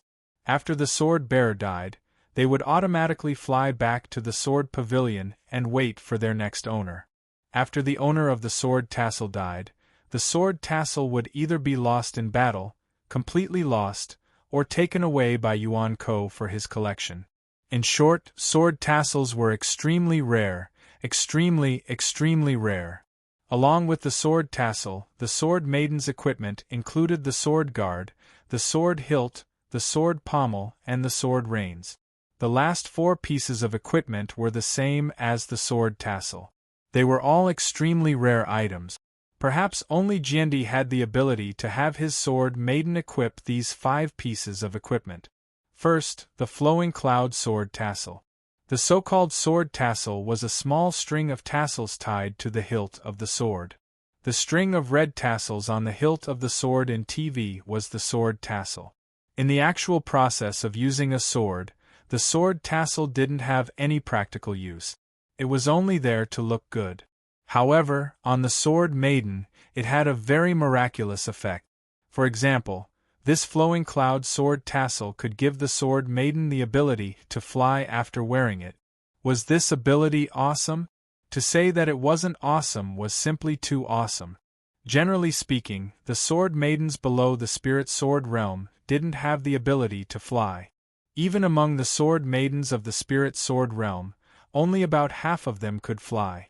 After having the ability to fly, the sword maiden could attack Yuan Ko from the air. When dealing with Yuan Ko who didn't have the ability to fight in the air, it would be a non-destructive output. At the same time, when facing some Yuan Ko who had the ability to fly, it could erase the disadvantage between the two sides. For example, when Qinpin fought with the little demon beast, didn't the little demon beast rely on its ability to fly and desperately abuse Qinpin? If Qinpin also had a flowing cloud sword tassel on him, a little demon wouldn't even be worth mentioning. To say that it was awesome wasn't too awesome. This was because after the spirit sword, the sword maidens all had their own ability to fight in the air. The flowing cloud sword tassel was useless. All in all, for the sword bearers below the spirit sword realm, the sword tassel was indeed a very important piece of equipment. It could greatly increase the strength of the sword bearer and the sword maiden. In some appropriate situations, it had the miraculous effect of reversing the situation. Therefore, for the sake of a small sword tassel, the sword tassel was a very important piece of equipment. It could greatly increase the strength of the sword bearer and the sword maiden.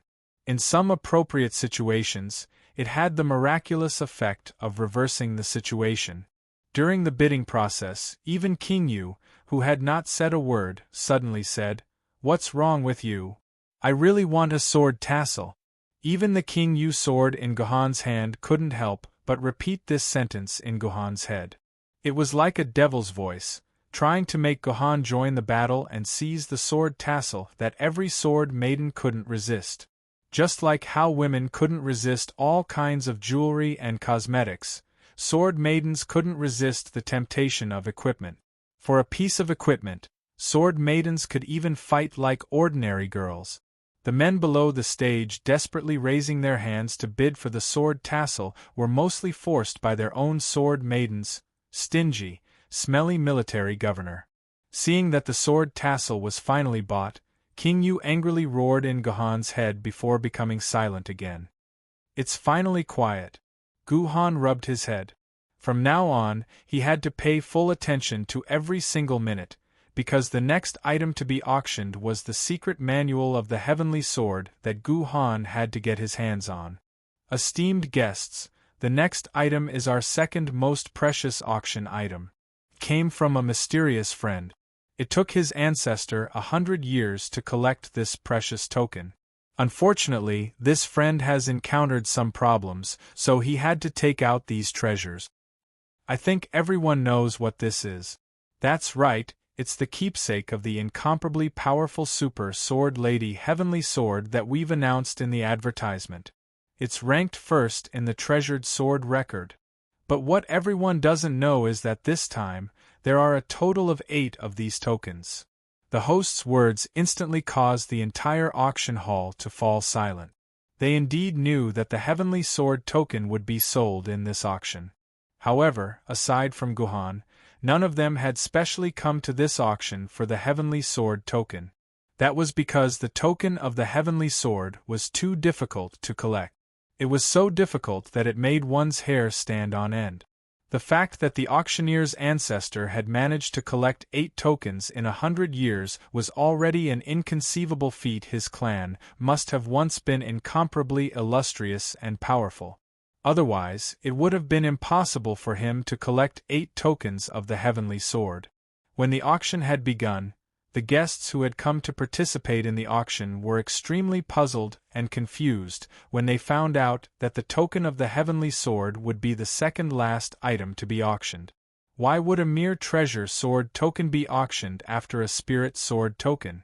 Now they understood that there were 8 pieces of the heaven-reliant sword's keepsakes.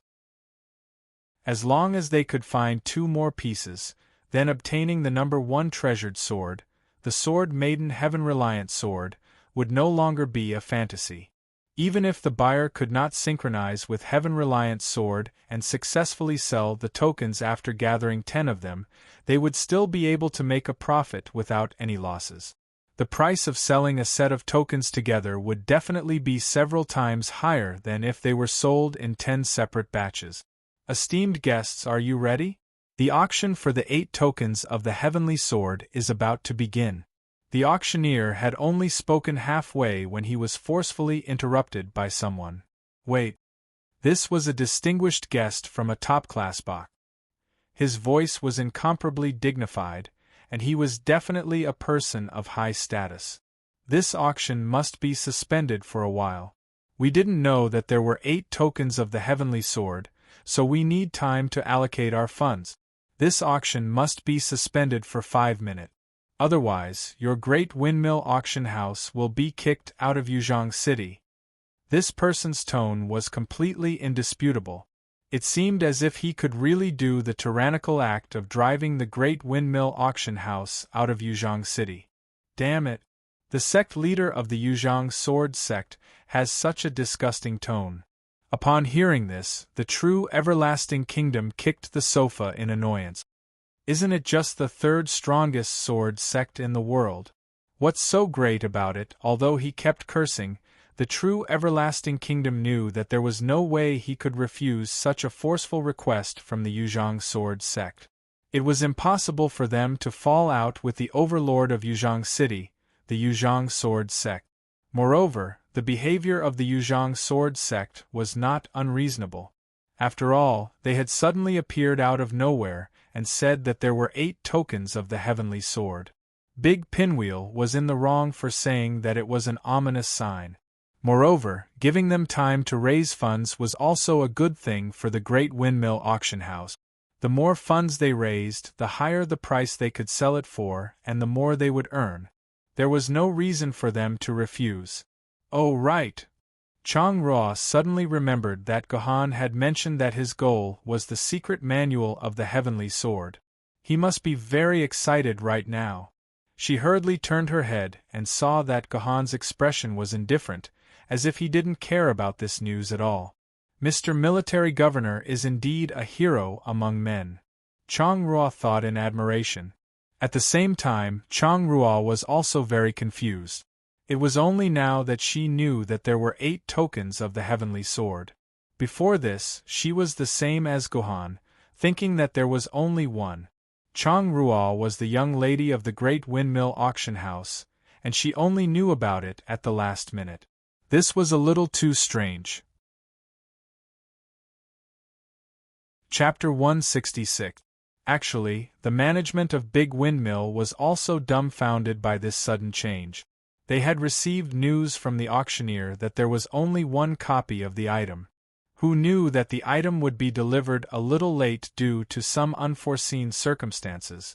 After it was delivered to the backstage of Big Windmill Auction House, 8 copies of the secret manual of the Heaven-Reliant Sword completely stunned the management.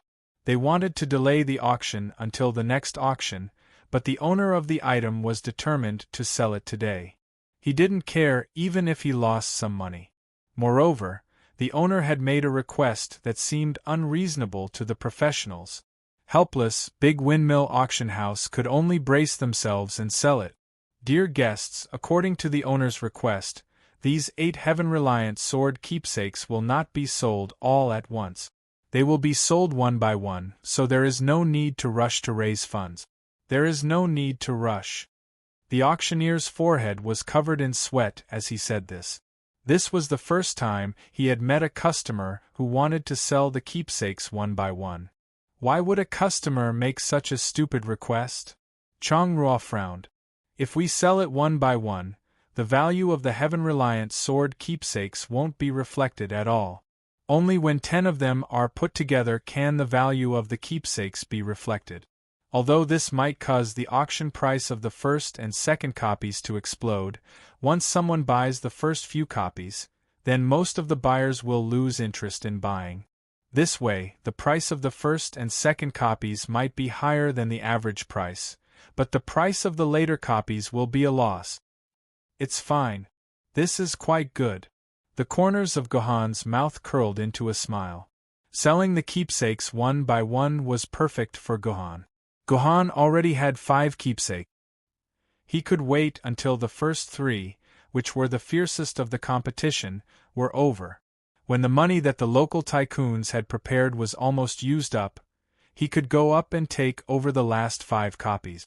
What a perfect plan! Soon, the first copy of the Heaven-Reliant Sword was auctioned off. Item: Heaven-Reliant Sword Secret Manual. Quantity: 1 copy. Starting price: 300,000 renminbi. Each increment must be no less than 10,000 renminbi. After 3 confirmations, if there are no further bids, the transaction will be declared a success. Now, let's start. The host banged the mallet on the auction table and announced the start of the auction. Unexpectedly, when the host announced the start of filming, he was greeted with silence. After a minute, not a single person responded. Just when the host thought that it was going to pass, someone from the private room finally spoke. 500,000. The one who spoke was the sect leader of the Yuzhang sword sect. His words truly announced the start of the auction. 600,000. 800,000.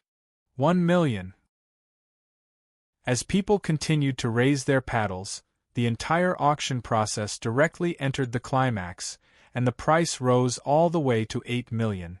It should be noted that the last time they had auctioned off the secret manual of the Heaven-Reliant Sword, it had only been sold for less than 3 million. Crazy. These people are crazy. True Everlasting Kingdom felt that the scene in front of her was already beyond her common sense. That's normal. Didn't you say that? The competition for the first few items should be more intense. Gohan patted True Everlasting Kingdom's head. Don't forget that most of these people's funds are here for the grand finale. Their funds are going to be used for the most crucial grand finale. However, since it's for the grand finale, shouldn't they be trying to save as much money as possible? True Everlasting Kingdom felt that she could no longer keep up with Gohan's thinking. Since they were all here for the grand finale, why would they fight so fiercely for a Sword Maiden token? However, there is only one treasure for the grand finale. There are at least a dozen factions here, so only one faction can obtain this treasure. The rest of the factions can only return empty-handed. Gohan explained with a smile. After listening to Gohan's words, Chang Ruo nodded thoughtfully. She seemed to have understood something. That's why some of the factions who aren't confident think that since the chances of obtaining the grand finale aren't high, they might as well get their hands on the strongest Sword Maiden. That way, they wouldn't have come to this auction in vain. Therefore, the people who are bidding above 8 million are clearly telling the surrounding factions that I don't intend to compete with you for the grand finale. Give me some face and don't compete with me for the token of the heaven-reliant sword.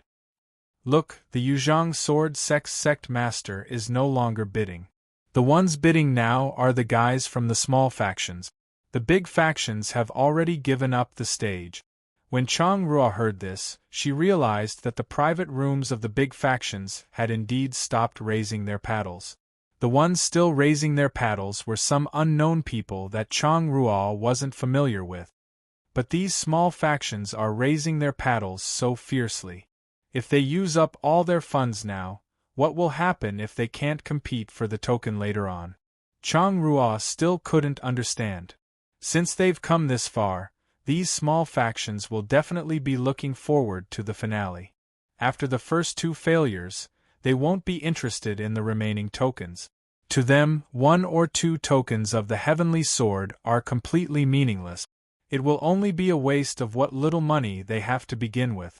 Unless someone already has a few tokens of the heavenly sword in their hands.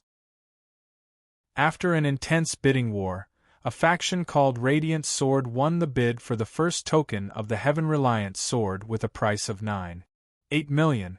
The competition for the second token of the heaven-reliant sword was also very intense. However, it wasn't as good as the first token. It stopped at 8.1 million. In the end, the faction that won the second token was the same as the one that won the first token. This way, the remaining factions would at most obtain 6 tokens. For them, this was already meaningless. By the time they gathered the remaining 4 tokens, it would probably be too late.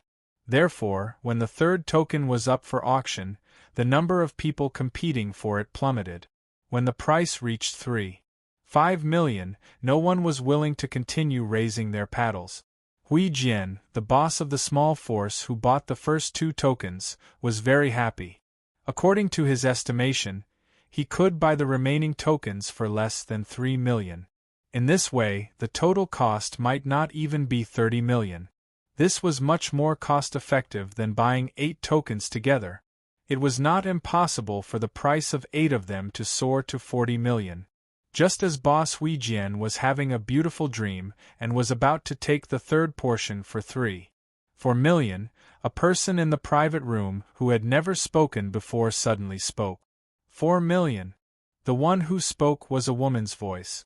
It came from a distinguished guest in a VIP room. She unceremoniously raised the price of the third token to 4 million. This made boss Radiant Sword's balls ache. Although he still had some funds left, if the price of the third token soared to around 7 million, then whether or not he would be able to take down the remaining tokens would be a huge question mark. 4.5 million. Boss Radiant Sword gritted his teeth and followed the price. 5 million. The number of people in the private room increased by another 500,000. This made Radiant Sword hesitate. The person in this private room should be from a large faction. Didn't we have a tacit understanding not to compete with small factions like us? 6 million. Radiant Sword gritted his teeth and directly added 1 million. Then, he told himself that if the person in the private room from the large faction still increased the price, he would immediately turn around and leave. He wouldn't play with these scammers anymore. Then, who was the person bidding against Radiant Sword? It was none other than our Miss Mingyu from back then. She was sitting in the private room with her brother Yaoguang. Back then, Mingyu didn't have any conflicts with Radiant Sword and wanted to make him unhappy. It was because Mingyu knew that Gohan had already gathered 5 tokens of the Heaven-Reliant Sword. She just wanted to help Gohan buy the tokens of the Heaven-Reliant Sword.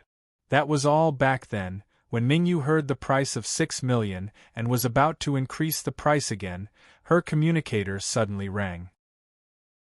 "Hello, military governor, why are you looking for me?" When Mingyu looked at the number, it just so happened to be from that fellow military governor. Could this be the legendary telepathy? "Miss Mingyu, I just wanted to ask you, are you also interested in the Heaven-Reliant Sword?" What? Mingyu was dumbfounded back then. How did the military governor know that she was interested in the heaven-reliant sword? But she quickly reacted. Military governor, are you also in the big windmill? Yes, I'm here. I just happened to hear a familiar voice, so I wanted to ask. If Mingyu wants the token of the heaven-reliant sword, if you want it, I'll give it up and let you have it. Of course, Guhan wouldn't give up. He had thought it through. Since Yaoguang was willing to give him a token of the heaven-reliant sword, it meant that Yaoguang and the entire Yaoguang sword faction weren't interested in the heaven-reliant sword. Back then, Mingyu already had the skin-shatter sword, so there was even less of a need for the heaven-reliant sword.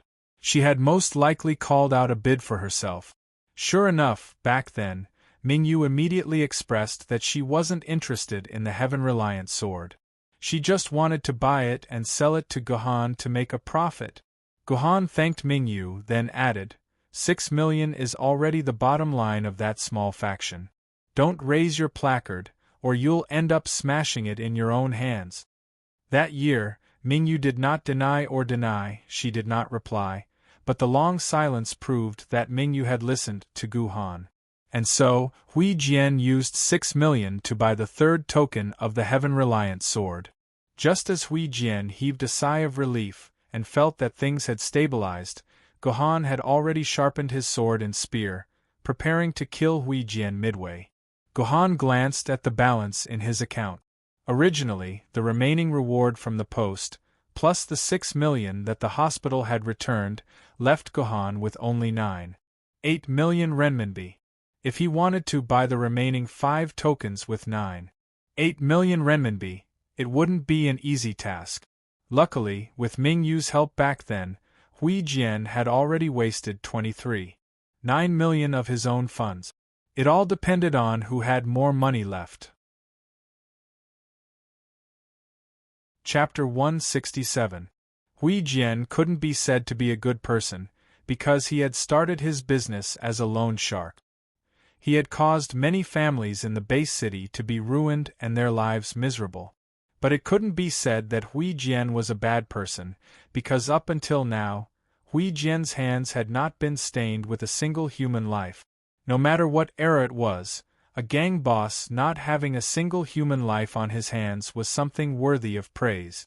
Those who were familiar with Hui Jian knew that he had a huge weakness, and that was his younger brother, a relative who was born with a high degree of paraplegia due to a genetic defect. Because the cause of the disease came from the genes, medical technology 1,000 years later could not deal with such a terrible disease. Hui Jian could only give all the best things he could to his younger brother. For example, the token of the heavenly sword that he had bought was prepared for his younger brother. The first, second, and third tokens were sold very smoothly, basically according to Hui Jian's expectations. Although there were some problems when he bought the third token, it was still within Hui Jian's tolerance range. Following that, the fourth token was auctioned off. 8 million. Hui Jian called out this price in one breath. Under normal circumstances, a token of the heavenly sword could be sold for 3 million, which was already the highest price. Now that Hui Jian had directly called out this price, he was telling those who were still eager to make a move, "Don't even think about picking up the scraps from me."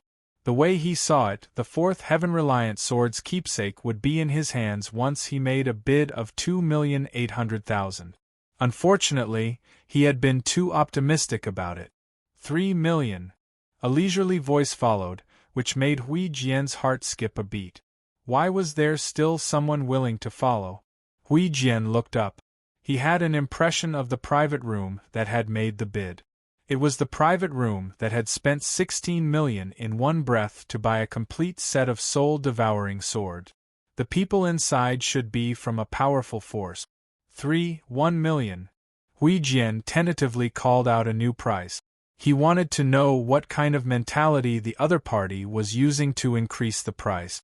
If the other party followed closely and increased the price by 100,000, it would mean that the other party was here to cause trouble and deliberately annoy him.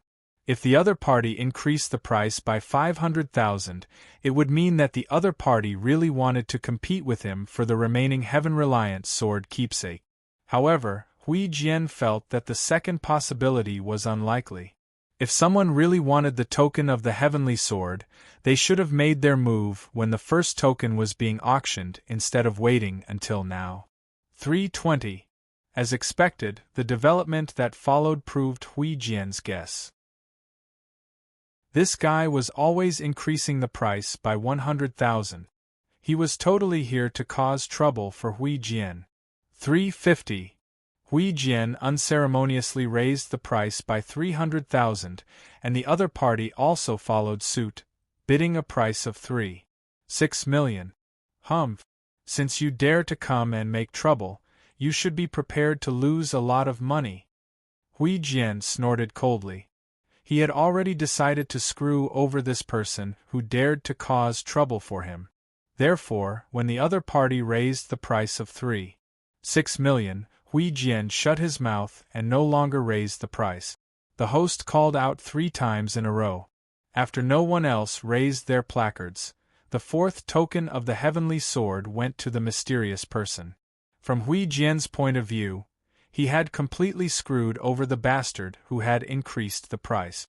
3.6 million for a token of the heavenly sword that was worth at most 3 million was the kind of person he was screwing over. Some readers wanted to ask, although Hui Jian had screwed over the other party by giving up the fourth token, wouldn't he also lose one forever? In fact, Hui Jian had a good plan. After the auction was over, he would catch up to the fellow who had increased the price and buy the loan token from him for 2.5 million. For them, a token of the heavenly sword was worthless.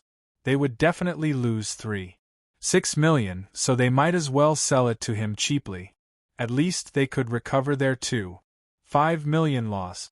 Hui Jian could even imagine the other party flying into a rage at his suggestion, but they had no choice but to sell it to him. Just thinking about it made him excited. Immediately after, the fifth token of the heavenly sword began to be auctioned. Hui Jian was still the first to bid, but this time, he didn't bid 2.8 million. He only bid 2 million. Those who wanted to mess with him must have been scared out of their wits by what happened to that idiot. No one dared to compete with him for the token of the heavenly sword anymore. Things seemed to go as Hui Jian had imagined. After a minute, the host repeated the bid twice. Just as he was about to finish the fifth token for the third time, the person who had unjustly spent 3.8 million to buy the token raised his placard again. 2.1 million. Hui Jian's heart couldn't help but thump when he saw this. This person had already been fooled by him, so why did he still dare to bid? Could it be that he really wanted the token of the heavenly sword? No. Hui Jian comforted himself. That person had clearly hesitated for a long time before bidding. He must have exploded in anger after being fooled by Hui Jian. He was unwilling to accept it and wanted to win back some ground. Just like what Hui Jian had done just now, he wanted Hui Jian to buy a token of the heavenly sword at a high price. Let's wait and see. Hui Jian coldly snorted and then bid 2 million. In the following period of time, the price seemed to rise by the hundreds of thousands. Hui Jian bid 2.3 million and the other person bid 2.4 million. In this cycle, when the price reached 3.7 million, Hui Jian began to hesitate. Because this time, the mysterious person who made the bid of 3.7 million was very fast. Almost a second after Hui Jian made the bid of 3 million, he immediately followed up with the price of 3.7 million. It was completely different from how the other party had been hesitant every time he made a bid. This made Hui Jian instantly vigilant. Could it be that this guy's target price was 3.7 million? If it exceeded this price, he would no longer bid. Did he want Hui Jian to habitually use 3.8 million to buy the token? It was very possible. Hui Jian's heart rang with alarm. Last time, he had cheated the other party at 3.8 million. It was very reasonable for the other party to want to cheat him back at 3.8 million. Humph, that must be it.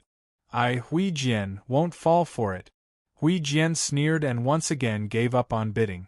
At most, he would use 4 million to buy the token back later.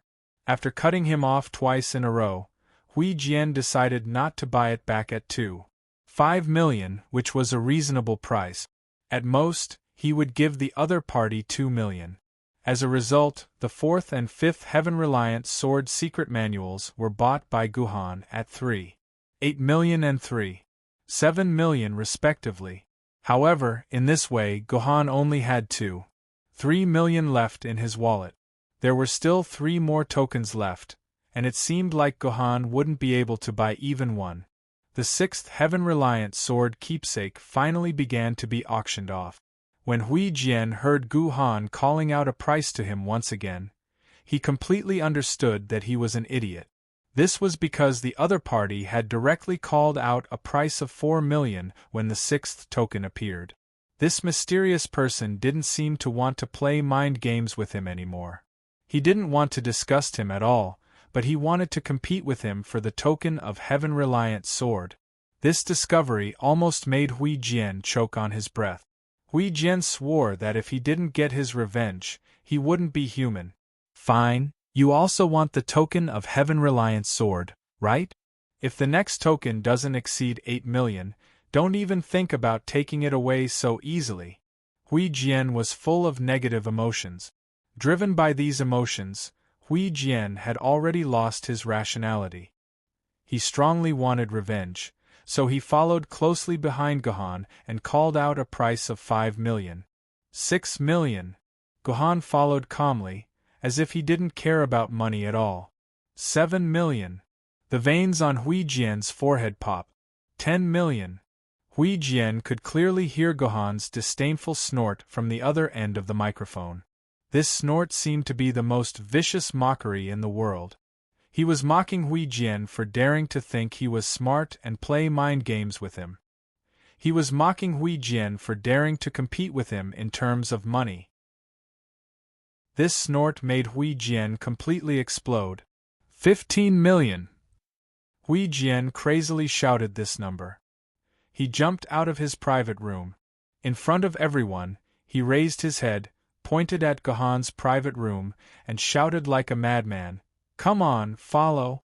Follow again if you have the guts!" Guhan, who was in that private room, seemed to be frightened by Hui Jian's imposing manner. After a while, he didn't say a word. Not only did no one in that private room speak, even the rest of the onlookers were so shocked that they couldn't speak.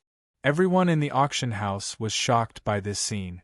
They had never seen such an explosive scene and story, as well as such a twist of intrigue in their lives. Even the auctioneer in charge of the auction couldn't say a word.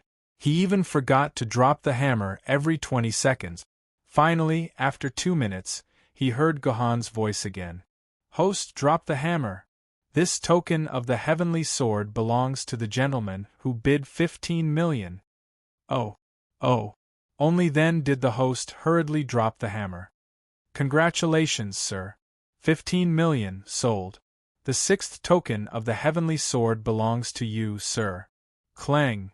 Hui Jian's legs went soft and he fell to the ground. Only then did he realize that he had actually spent 15 million to buy a token of the heavenly sword. He had been tricked by the other party again. At this moment, Hui Jian felt that the whole world had abandoned him. This was a sad story. Chapter 168. Guhan, who had ruthlessly tricked Hui Jian, had shocked everyone present. For the last 2 tokens, Guhan had called out a price of 1 million, but no one dared to go against Guhan. Even Hui Jian didn't dare, because the 15 million was all he had. The money he had left wasn't even 600,000, so what was there to bid for? Thus, Guhan used the last 2.3 million to inconceivably buy the remaining 2 tokens. This way, Guhan had collected 9 tokens for the heavenly sword and was only 1 step away from the heavenly sword. "I'll return the 10 million to you," After putting away the last 2 tokens for the heavenly sword, Guhan's personal terminal tapped Chang Rua Kingdom's wrist and returned the 10 million to her. In an auction, one couldn't just randomly announce a price. You had to have a lot of money in your personal terminal to be able to announce a price within the specified amount. Thus, Guhan borrowed 10 million from Chang Rua Kingdom at the last minute. After the auction ended, he returned all of it to Chang Rua. In total, the money stayed in Guhan's account for less than 10 minutes. Mr. Military Governor, you're still missing 1 token, right? Chang Rua took back the loan and stared at Guhan curiously. Chang Rua is very curious. How does Mr. Military Governor plan to obtain the remaining token? Don't be anxious. Don't be anxious. Guhan smiled. The remaining token will find its way to you on its own. Isn't the main event coming up next for your great windmill auction house? I really don't know where you guys got your hands on the sect opening decree. You guys are really something. That's right, the finale item of the Great Windmill Auction House this time was a decree on the establishment of a sect that was only produced 3 times a year. It was also the super reward that Ming Yu and Gu Han received from the Jinyuan Garrison Crusade mission. Back then, Ming Yu had earned a lot from that mission. In order not to let you say that the author has a low word count, the author will not describe in detail the final auction, which will be so intense that the air is about to explode. To put it simply, the opening decree was priced at 630 million before it was finally bought by a force that even Guhan did not know about.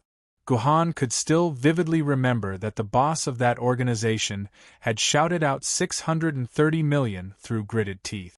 He reckoned that the boss must have thrown in all his money. After bidding farewell to Mingyue and Yaoguang, Guhan was about to leave the Great Windmill Auction House. Originally, Mingyu had invited Guhan to leave with her. Yaoguang had also said that he had some matters regarding the Instance Dungeon that he wanted to discuss with Guhan. However, Guhan had flatly refused. It was not that he did not want to be with Mingyu and the others, but he was afraid that if Yaoguang's identity was exposed, the heavenly sword token that was delivered to him would be lost. In the end, Mingyu did not follow them back then, and the true everlasting nation followed behind Guhan. In her words, she wanted to see how the remaining keepsake of the heavenly sword would be delivered to her doorstep.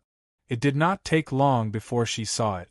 When Guhan left the auction house and walked a few dozen meters into a small alley, a group of people surrounded him from the front and back, blocking Guhan's way back. These people blocking Guhan's way were naturally not strangers. They were Hui Jian and his group of brothers who had been ruthlessly tricked by Guhan. Is this interesting? Guhan looked at the dozens of people blocking his way and smiled at Hui Jian. It's not like you can attack me. Why did you send so many people to surround me? Sword Maiden Online did not have a PK mode. Thus, Hui Jian's brothers only looked impressive, but they were actually useless. I want to talk to you. Hui Jian looked as if his mother had died. Sell me the keepsake of your heavenly sword. You only have 4 of them, so they're useless in your hands. Why don't you sell them to me? I'll pay 5 million each. Hui Jian's heart was bleeding when he said that. They both had 4 of them, but he had spent nearly 40 million to buy them. As for Guhan, he had only spent 10 million. No matter how he looked at it, Hui Jian's heart was bleeding profusely. I refuse. Guhan smiled happily. However, seeing how troubled you are, why don't we change the way we trade? What way? Hui Jian asked subconsciously. I'll buy the fragments of the heavenly sword in your hands. How about that? Guhan's words made Hui Jian's heart light up. Selling his heavenly sword token to this kid, and recouping the 40 million he had lost was not a bad choice. All right, I'll sell it to you for the same amount of money. I won't charge you a single cent more. Hearing Hui Jian's words, the true everlasting country almost burst out laughing. This guy actually thought that someone would be a fool and use 40 million to buy the token of the heavenly sword in his hand. Logically speaking, Gu Han only had less than 1 million left, so where would he find another 40 million? No, no, no. Gu Han waved his hand. Sir, you're all smart people. You don't think that someone would be stupid enough to use 40 million to buy your token, do you? Hearing this, Hui Jian's face turned red again, and he immediately became embarrassed. If this was the real world, Hui Jian would definitely beat this annoying guy up and let him know how powerful he, Hui Jian, was. Don't forget, you only have 4 of them. Without them, they're no different from scrap metal. Looking at you, you must be a newbie who has just become a treasured sword wielder. This is the token of the number 1 sword wielder in the treasured sword level. If you miss this opportunity, you won't get another one, Hui Jian patiently persuaded. In order to recoup his losses, Hui Jian had no choice but to throw away his pride. All right, sir, neither you nor I are idiots. Don't use these words to coax a 3-year-old to trick me. You're right, I do need these 4 heavenly sword tokens, but I don't have a single cent on me right now. Don't expect me to fork out 40 million to buy them for you, Gu Han said coldly. Tui! Hui Jian spat. What do you want? It's simple. You and I will fight. Gu Han patted the poor sword in his hand. Let's use the 4 tokens of our heaven-reliant swords as stakes. Let's go to the arena and fight. Whoever wins will get all 8 tokens. Do you dare to take up the challenge? Fight! Hui Jian hesitated for a moment. Hui Jian was a famous sword wielder in the game, and he was also a famous expert on the virtual list of famous swords. Usually, Hui Jian was the one who found others to spar with. However, when faced with Gu Han, a contestant who took the initiative to challenge him, Hui Jian inexplicably felt a little guilty. What, are you afraid? Gu Han smiled and showed his name, the 2 large words, Military Governor, and the glittering title of King Yu's Go Jian Dungeons No. 1. Today is my 10th day in the game. Do you think it's possible for me to become a famed sword wielder in 10 days? What's more, I don't even have my own sword Maiden, so I can only use this ancient sword Maiden. Seeing Military Governor's name, Hui Jian came to a realization. No wonder this scar-faced person looked familiar. He was the internet celebrity military governor. It was no wonder that he lost to a genius strategy master like him. It was no wonder that he wanted the heaven-reliant sword's keepsake. For a genius like him, only the heaven-reliant sword was worthy of him. Hui Jian first found a way out of the situation. Immediately, the gloominess in his heart dissipated. Then, he realized that the truth was as Gu Han had said. As a famed sword wielder, there was no reason for him to be afraid of an ancient sword wielder's challenge. Even if he was a genius, the gap between 2 levels was not something that could be overcome by the word genius. If he did not even dare to accept an ancient sword wielder's challenge, then he would have no face to continue living in this game. It seemed that this military governor had become an internet celebrity recently, and he had become arrogant. He actually thought that he could defeat a famed sword wielder as an ancient sword wielder. If he lost his head, then don't blame me for bullying the weak. Alright, I agree. Let's see who's the real deal in the arena. I also want to see what kind of ability the renowned Sir Admiral has under his hands. Please. Please. The Yuzhong Arena was the only place in Yuzhong City where swordsmen could fight freely. It was a place for friends who wanted to learn from each other, or for swordsmen who wanted to settle their grudges. It was a fair place to fight. In the arena there were a total of 18 arenas. Each arena could withstand a battle between immortal sword tier and below. When Gu Han arrived, one of the arenas was empty. Gu Han and Hui Jian each paid 20 renminbi to use the arena, and 50 renminbi to sign a contract. The contract fee was the best way to resolve a conflict between 2 swordsmen. For example, Gu Han and Hui Jian had handed over their respective tokens of heaven-reliant sword to the system. Then, with the system's notarization, they signed a contract, stipulating that the victor would be able to obtain all of the tokens of heaven-reliant sword. Because the tokens were in the hands of the system, there was no need to worry about reneging on the contract. If the two sides didn't bet anything, but instead agreed that the loser should call the winner daddy, then the contract could also be signed. If the loser refused to honor the contract, then the system would control the loser's body and force him to kneel before the winner, forcing him to call the winner daddy. There would also be a high-definition recording, which would be played in a loop throughout the arena. Basically, no one dared to violate the contract with the system, because the punishment for violating the contract was too cruel. In short, Gohan and Huijian signed their names on the contract, and then they each jumped into the arena. They both thought that victory was in their hands. Chapter 169. I am an ancient sword-level sword wielder, military governor. The sword wielder is an ancient sword-level sword wielder, Qingpin's sword. After the battle with Monarch, our grudges will be settled. With our lives, we will bring glory to the human race. We will not disappoint the future generations. Gohan very formally recited these words. This was the absolute standard of etiquette. First, he stated his identity and the sword wielder, and then said that after this battle, all gratitude and grudges will be settled. After that, he will fight for the future of mankind, and not disappoint future generations. I am a famous sword-level sword wielder, Huijian. The sword wielder is an ancient sword-level sword wielder, treasure sword-level sword wielder Lingwei sword, famous sword-level sword wielder Verses. After the battle with you, all gratitude and grudges will be settled. Our lives will shine for the prosperity of mankind, and we will not disappoint future generations. Huijian also said the same thing.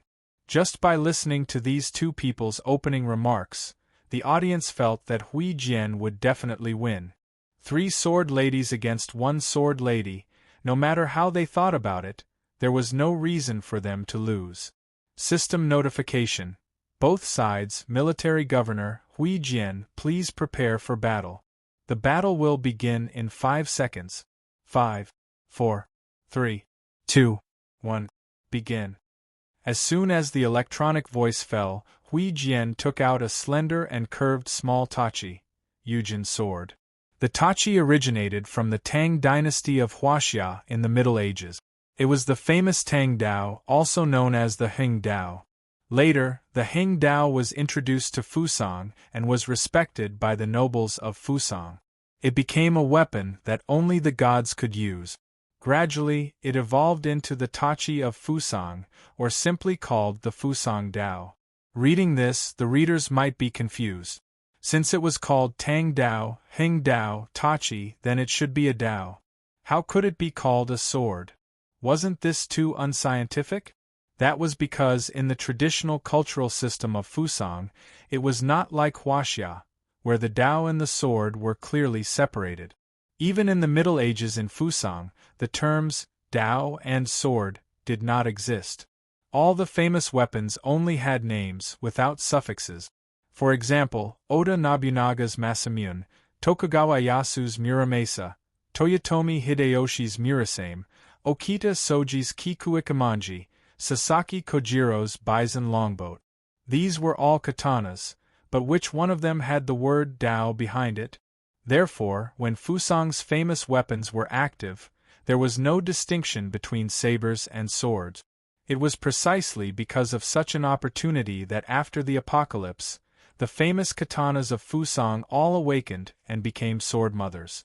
As a result, the katana, which was a series of weapons with the name of saber, was miraculously classified as a sword, and was nicknamed the reversed katana by later generations.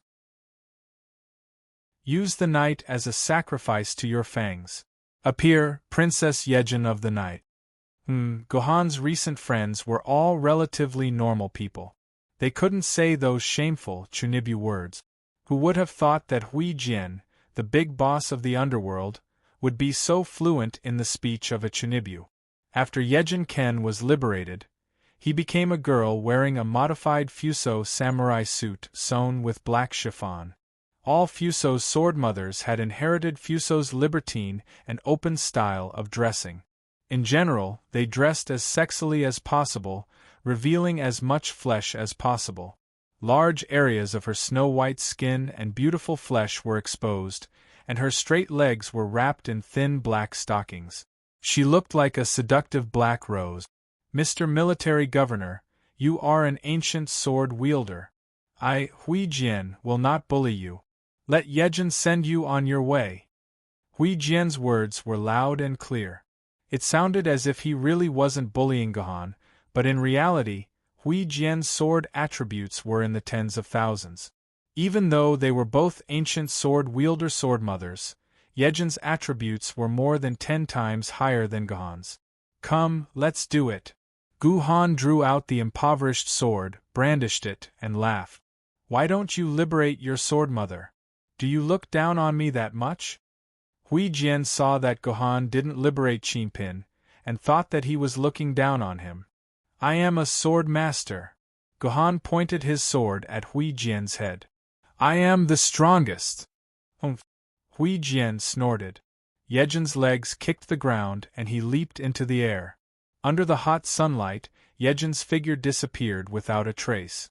Most of Fusang's sword maidens were murderous sword maidens, and Yejin was no exception. To murderous sword maidens, invisibility was their talent. They were used to hiding in the dark and launching fatal attacks at their enemies' vitals. For example, Yejin. Yejin's passive skill was as follows. Light scatters the night. When Yejin appears under the sunlight, he will be dispelled by the sunlight and gain invisibility for 12 seconds. After attacking, he will be forced out of invisibility. After exiting invisibility, there will be a cooldown of 5 seconds before he can enter invisibility again. After entering invisibility, Yejin moved quickly and soon she was behind Gohan. From Yejin's point of view, Gohan's back was completely defenseless, and she could slash as many times as she wanted. However, Yejin was more interested in Gohan's neck. Yejin's sword quietly approached Gohan's neck. In the next second, her sword would cut Gohan's neck like lightning, and cause a fatal injury to Gohan. "I see you." Just as Yejin was about to make her move, she suddenly heard her prey say such a sentence.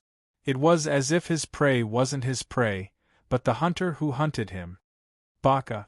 Yejin slashed with all her might, but the scene of the shield surging around her didn't happen. Yejin's slash hit empty air. The solid frost in front of her had disappeared without her knowing. "Where is he?" "Here." The hair on Yejin's back stood up, and she instinctively retreated, but as soon as she took a step back, she felt as if she had bumped into a solid chest. Yejin threw himself into Gohan's arms. Yejin sent himself into Gohan's arms so easily. An assassin in an embrace was the most dangerous and vulnerable assassin, and for Gohan, it was the latter. Qingpin's sword turned into a dazzling light, and it seemed as if countless swords were slashing at Yejin's body. What was more terrifying was that Gohan's sword almost hit Yejin's vitals, and every hit was a dazzling red damage. Yejin's shield was shaken by Qingpin's slashes, and in an instant, it was reduced by more than 50%. Yejin wanted to break free from Gohan's embrace, so she no longer defended against Gohan's attacks. Instead, she raised her sword and stabbed at Gohan's neck. Yejin's plan was to exchange blood for blood. Her shield's energy was much more than Gohan's, so no matter how much blood she exchanged, Yejin would not be at a disadvantage. Yejin's plan was correct, but unfortunately, she did not have the chance to do so. After a storm of attacks, Yejin was thrown into the sky by Gohan. Then, Gohan also jumped high, and he jumped even higher than Yejin. "What's going on?" Before Yejin could react, she saw Gohan flashing in front of her like a monstrous eagle. At this time, Yejin was still in the sky. "Sorry." When Gohan said these 3 words, he, who had jumped higher than Yejin, suddenly lost the ability to rise, and his body began to fall rapidly. Below Gohan, Yejin was still in a state of ascension. Oh no! Yejin's pupils contracted. She had already understood Gohan's plan. Gohan wanted to use the gravitational force to give her a fatal blow. In a panic, Yejin wanted to escape from Gohan's shadow, but she was in the sky, and there was no place for her to borrow strength. She could only watch as Gohan crashed into her, and the two of them fell heavily to the ground, creating a cloud of dust. Yejin! Yejin! Hui Jian, who was watching from the side, hurriedly called for his sword lady through the sword mark, but the battlefield was completely covered in dust, and Hui Jian could not see the situation at all. Hui Jian! Change to Fan Zexus's sister. Hui Jian! Hurry up and change to Fan Zexus's sister. Finally, Yejin's voice reached Hui Jian's ears, and he immediately asked Hui Jian to use his famed sword lady to fight. But Hui Jian hesitated. It was too embarrassing to use a famed sword lady to defeat an ancient sword wielder. Moreover, he had used the sword lady's interface. He looked at Yejin's shield, which clearly had 30% of its energy left. Yejin should still be able to fight. Change to her. That sword master's target is actually you, Hui Jian. Hui Jian was dumbfounded by Yejin's words. He then realized that the best way for Gohan to win the battle was not to defeat all of his sword ladies, but to defeat his own. There were two ways to win a battle. The first was to defeat all of the opponent's sword ladies, break their personal shields, and reduce their durability to 5%. This kind of victory was known as the King's Way victory, which meant that the opponent's strength was completely above the opponent's, and it was a King's Way victory by defeating all of the opponent's sword ladies. The second way was to get rid of the opponent's sword ladies, and directly attack the sword wielder, breaking the sword wielder's personal shields, and aiming the sword tip at the opponent's fatal spot. This was also the way to win. This kind of victory was known as the King's Way victory, which was obtained through a sneak attack when one's strength was inferior to the opponent's. Both of these ways of winning were ways to win in the arena. Hui Jian finally realized that the military governor's battle with Yejin seemed to be very intense, but his real target was not Yejin, but himself. As long as he defeated Hui Jian, he would not have to face the even stronger treasured swords and famed sword ladies later on. Yejin returned to the sword. Hui Jian, who had understood everything, began to recall Yejin. The sword in the dust had already turned into a stream of light and returned to Hui Jian's hand, which he then sheathed back into his scabbard. Luckily, there's still time. The ancient barbarian giant, the god of power Fanzisi, responds to Master's call. Hui Jian pulled out a large sword from his back, preparing to replace the famed sword lady Fanzisi in the battle. He did not forget to say his Chunibu speech, but a silver-white sword was already pressed against Hui Jian's throat. You lost. Gohan's scarred face appeared in front of Hui Jian. I didn't lose. Hui Jian shouted excitedly. I still have my personal shields. You didn't break through my personal shields, so you can't hurt my vitals. System notification. Player Hui Jian has been hit in his vitals. Player Hui Jian has been judged dead. Player military governor has won. Why? I still have my personal shields. The system notification undoubtedly confirmed Hui Jian's defeat. He could not understand why he was judged to have lost when he still had his personal shield. You were trying to replace your famed sword lady just now, right? Gohan, who had won, put away his Qing pin sword and calmly explained, Did you forget that the personal shields will disappear in the gap between replacing the sword lady? Actually, I was delayed on the way here, and I was a second late. If you hadn't said your Chunibu speech, perhaps I wouldn't have been able to catch up during the gap between your personal shields. What a pity! Therefore, it was better not to be too Chunibu. Chapter 170. I lost. Hui Jian forced himself to not fall to the ground, because his lackeys were all around him.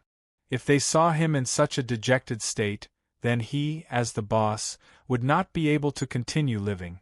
While Hui Jian was crying silently in pain, Guhan found the administrator of the martial arts arena and received the 8 keepsakes of the heaven-reliant sword from him. In addition to the 5 keepsakes Guhan already had, Guhan now had a total of 13 keepsakes of the heaven-reliant sword in his hands. Mr. Military Governor, let's hurry to the sword tower. Chang-Ra hasn't seen what Lady Heavenly Sword looks like yet. When true Chang-Ra saw that Guhan had obtained the tokens of Heaven-Reliant Sword, he was even more excited than Guhan. This was Heaven-Reliant Sword, which was ranked number 1 among the treasured swords. It had been over 100 years since anyone had received the favor of this sword lady in the game. Wait, there's no hurry. I still have something to do. Guhan patted Chang-Ra's head and walked back to the arena. There, Hui Jian was still motionless, as if he had lost all love for this world. Move aside. What are you trying to do? Are you trying to insult our boss? When they saw Guhan approach Hui Jian's subordinates all surrounded him aggressively and began to denounce Guhan's vile behavior of adding insult to injury. All of you, shut up. Let him come over. Do you think he'll eat me? Hui Jian shouted and got his subordinates to move away. He then took the initiative to walk to Guhan's side and looked at Guhan unhappily. Hey, why are you looking for me? Are you here to mock me? I won't. Guhan shook his head seriously. I never mock others because I don't deserve to mock those who are stronger than me. I disdain mocking those who are weaker than me. Guhan's words almost made Hui Jian spit out a mouthful of blood again. This sentence was the strongest mockery in history. Why are you looking for me? If it's just to say what you just said, you can scram now. Hui Jian swallowed the blood in his throat with great difficulty and said in a bad mood. I just want to tell you that I was wrong this time. It's my fault. Guhan sighed. If I didn't use some tricks, I wouldn't have been able to obtain the tokens of the Heaven-Reliant Sword. I hope you can understand. You apologize to me? Hui Jian was stunned for a moment. You, a person with the halo of a protagonist, actually apologize to a dead supporting character like me? This didn't fit the pattern. Didn't they say that the protagonist should always be right? Are they punishing the evil and promoting the good? Are they punishing scum like me? Besides, you won fair and square. You don't have to apologize to me. What the hell are you talking about? Guhan was also stunned for a moment. Could it be that this person was so angry that he became stupid? These 8 Heaven-Reliant Sword keepsakes aren't worth 40 million, but now that you've spent 40 million, you don't even have a single keepsake. That's why I feel very sorry for you. I want to apologize to you. Tui. Hui Jian's eyes became wet for a moment. He then spat at Guhan's feet. That's right. He purposely spat at Guhan's feet so that it wouldn't touch Guhan's body. Grandpa doesn't want your fake apology. If you really feel sorry for Grandpa, then return your 8 tokens of the Heaven-Reliant Sword to me. Otherwise, scram as far as you can. I can't return these 8 tokens to you. Guhan's face was calm. But I owe you a favor. In the future, I can help you with a favor that is within 40 million. This is my promise. If you have any trouble, I can help you settle it once. After saying this, Guhan swaggered off without looking back, leaving Hui Jian and the others dumbfounded. Boss, are we really just going to let it go like this? A few of his subordinates gathered around Hui Jian. One of them with shifty eyes suggested, Boss, do you want me to go to the real world and look for this person's identity? With these few scars on his face, it should be very easy to find him. When the time comes, we'll get back at him in the real world. No need. Hui Jian waved his hand. This round, Hui Jian, have completely lost. How would I have the face to find trouble with him in the real world? Moreover, who knows if he also has scars on his face in the real world? Maybe he's a handsome man in the real world? Or maybe he's a sword wielder. He's a guy who was born with the aura of a protagonist. Any villain who goes to find trouble with him will have a good ending. I'll admit this loss. Didn't he boast that he owes us a favor? When the time comes, he'll return the favor. Mr. Military Governor, why do you want to take the initiative to owe that guy a favor? On the way out, Chang Ruagwa asked in confusion. You don't have to care about owing favors. My dad said that in this world, money is easy to return, things are also easy to return, but favors are the hardest to return. It's best not to owe anyone favors for the rest of your life. Who knows what will happen in the future? Gohan said meaningfully. There was once a great hero who said, if you want to do great things, you have to make fewer enemies and more friends. After all, that person just now lost 40 million because of me. This debt is too big. If I don't appease him, he'll definitely be my enemy in the future. When I'm at my peak, maybe I don't need to care about him. But when I'm like a tiger in the plains, one word from him might be able to determine my life and death. There's no need for me to become his enemy. If possible, I hope that we can be friends. After listening to Gohan's words, Chang Rua's face was immediately filled with admiration, and her heart was filled with joy. Mr. Military Governor is indeed a great hero. You cheated someone of 40 million, but you still want to be friends with him. This is indeed a realm that I, Chang Rua, will have to look up to for the rest of my life. The real Chang Ruagwa followed Gohan with admiration in her heart. Gohan didn't care that he had a tail, and the two of them arrived at the entrance of the Sword Tower in Yuzhong City. The Sword Tower in the game was many times larger than the Sword Tower in reality.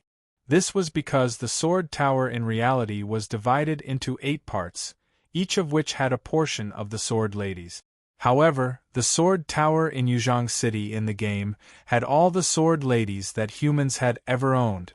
After all, this was just the game's data. After entering the Sword Tower, they discovered that the Sword Tower in the game was very different from the Sword Tower in reality. The Sword Tower in reality was similar to a museum, and all the Sword Ladies were placed in cabinets. On the other hand, the Sword Tower in the game was like a large hotel. After entering the main hall, it was like entering the lobby of a hotel. There were dozens of receptionists lined up in a row to receive inquiries from the players. Gohan found an empty counter and walked up. Hello, sir. May I know what service you require? The NPC attendant at the counter asked with a smile. I'm looking for a sword lady to synchronize with me. Gohan replied. Just to confirm, do you want to synchronize with the natural sword lady? If you only want to synchronize with the artificial sword lady, you can head to Toad Street and buy an artificial sword lady there to synchronize with you. If you want to synchronize with the natural sword lady, please show me the token you have collected, the attendant said in a formal manner. Here. Gohan took out 10 heavenly sword tokens and placed them in front of the counter. The attendant took the tokens, and a glint flashed in her eyes. After scanning the tokens, she smiled and said, Congratulations! Congratulations! You have successfully gathered the 10 secret manuals required by the innate sword Maiden for the heavenly sword. You can now synchronize your experiments with the heavenly sword. Please note that after the synchronization is successful, the 10 tokens will disappear. If the synchronization fails, you will lose one of the tokens, and you will never be able to synchronize with the heavenly sword again. Are you sure you want to synchronize with the heavenly sword? I'm sure. Understood. Please keep your tokens well. The attendant returned the tokens to Gohan. The heavenly sword is staying in room 3866 on the 3rd floor of the Sword Tower. You can take the number 9 elevator to the 3rd floor. Once you find room 3866, use the token to enter the room. The heavenly sword is sleeping in the room. The Sword Tower in the game was really like a hotel. The sword lady maintained her human form and stayed in the hotel room. From a certain point of view, did this count as checking into a hotel room? Of course, Gohan didn't care about these miscellaneous things. He walked straight to the number 9 elevator. Chang Rua followed closely behind Gohan, but she was stopped by 2 attendants at the elevator door. Greetings, player. You are not qualified to enter the Sword Tower. Please show your token at the service desk before entering the sword tower. I don't have a token. Chang Ruo had just said this when she suddenly realized that she did have a token on her. Didn't she just bid for a whole set of soul-devouring sword tokens? Chang Ruo immediately rushed back to the service desk and completed the procedures as fast as she could. When she returned to the elevator, she sadly discovered that Gohan was nowhere to be seen. Chang Ruo wanted to send a message to Gohan to ask him to wait for her, but when she opened her personal terminal, she sadly discovered that she had been with Gohan for half a day. She had actually forgotten to add Gohan as a friend.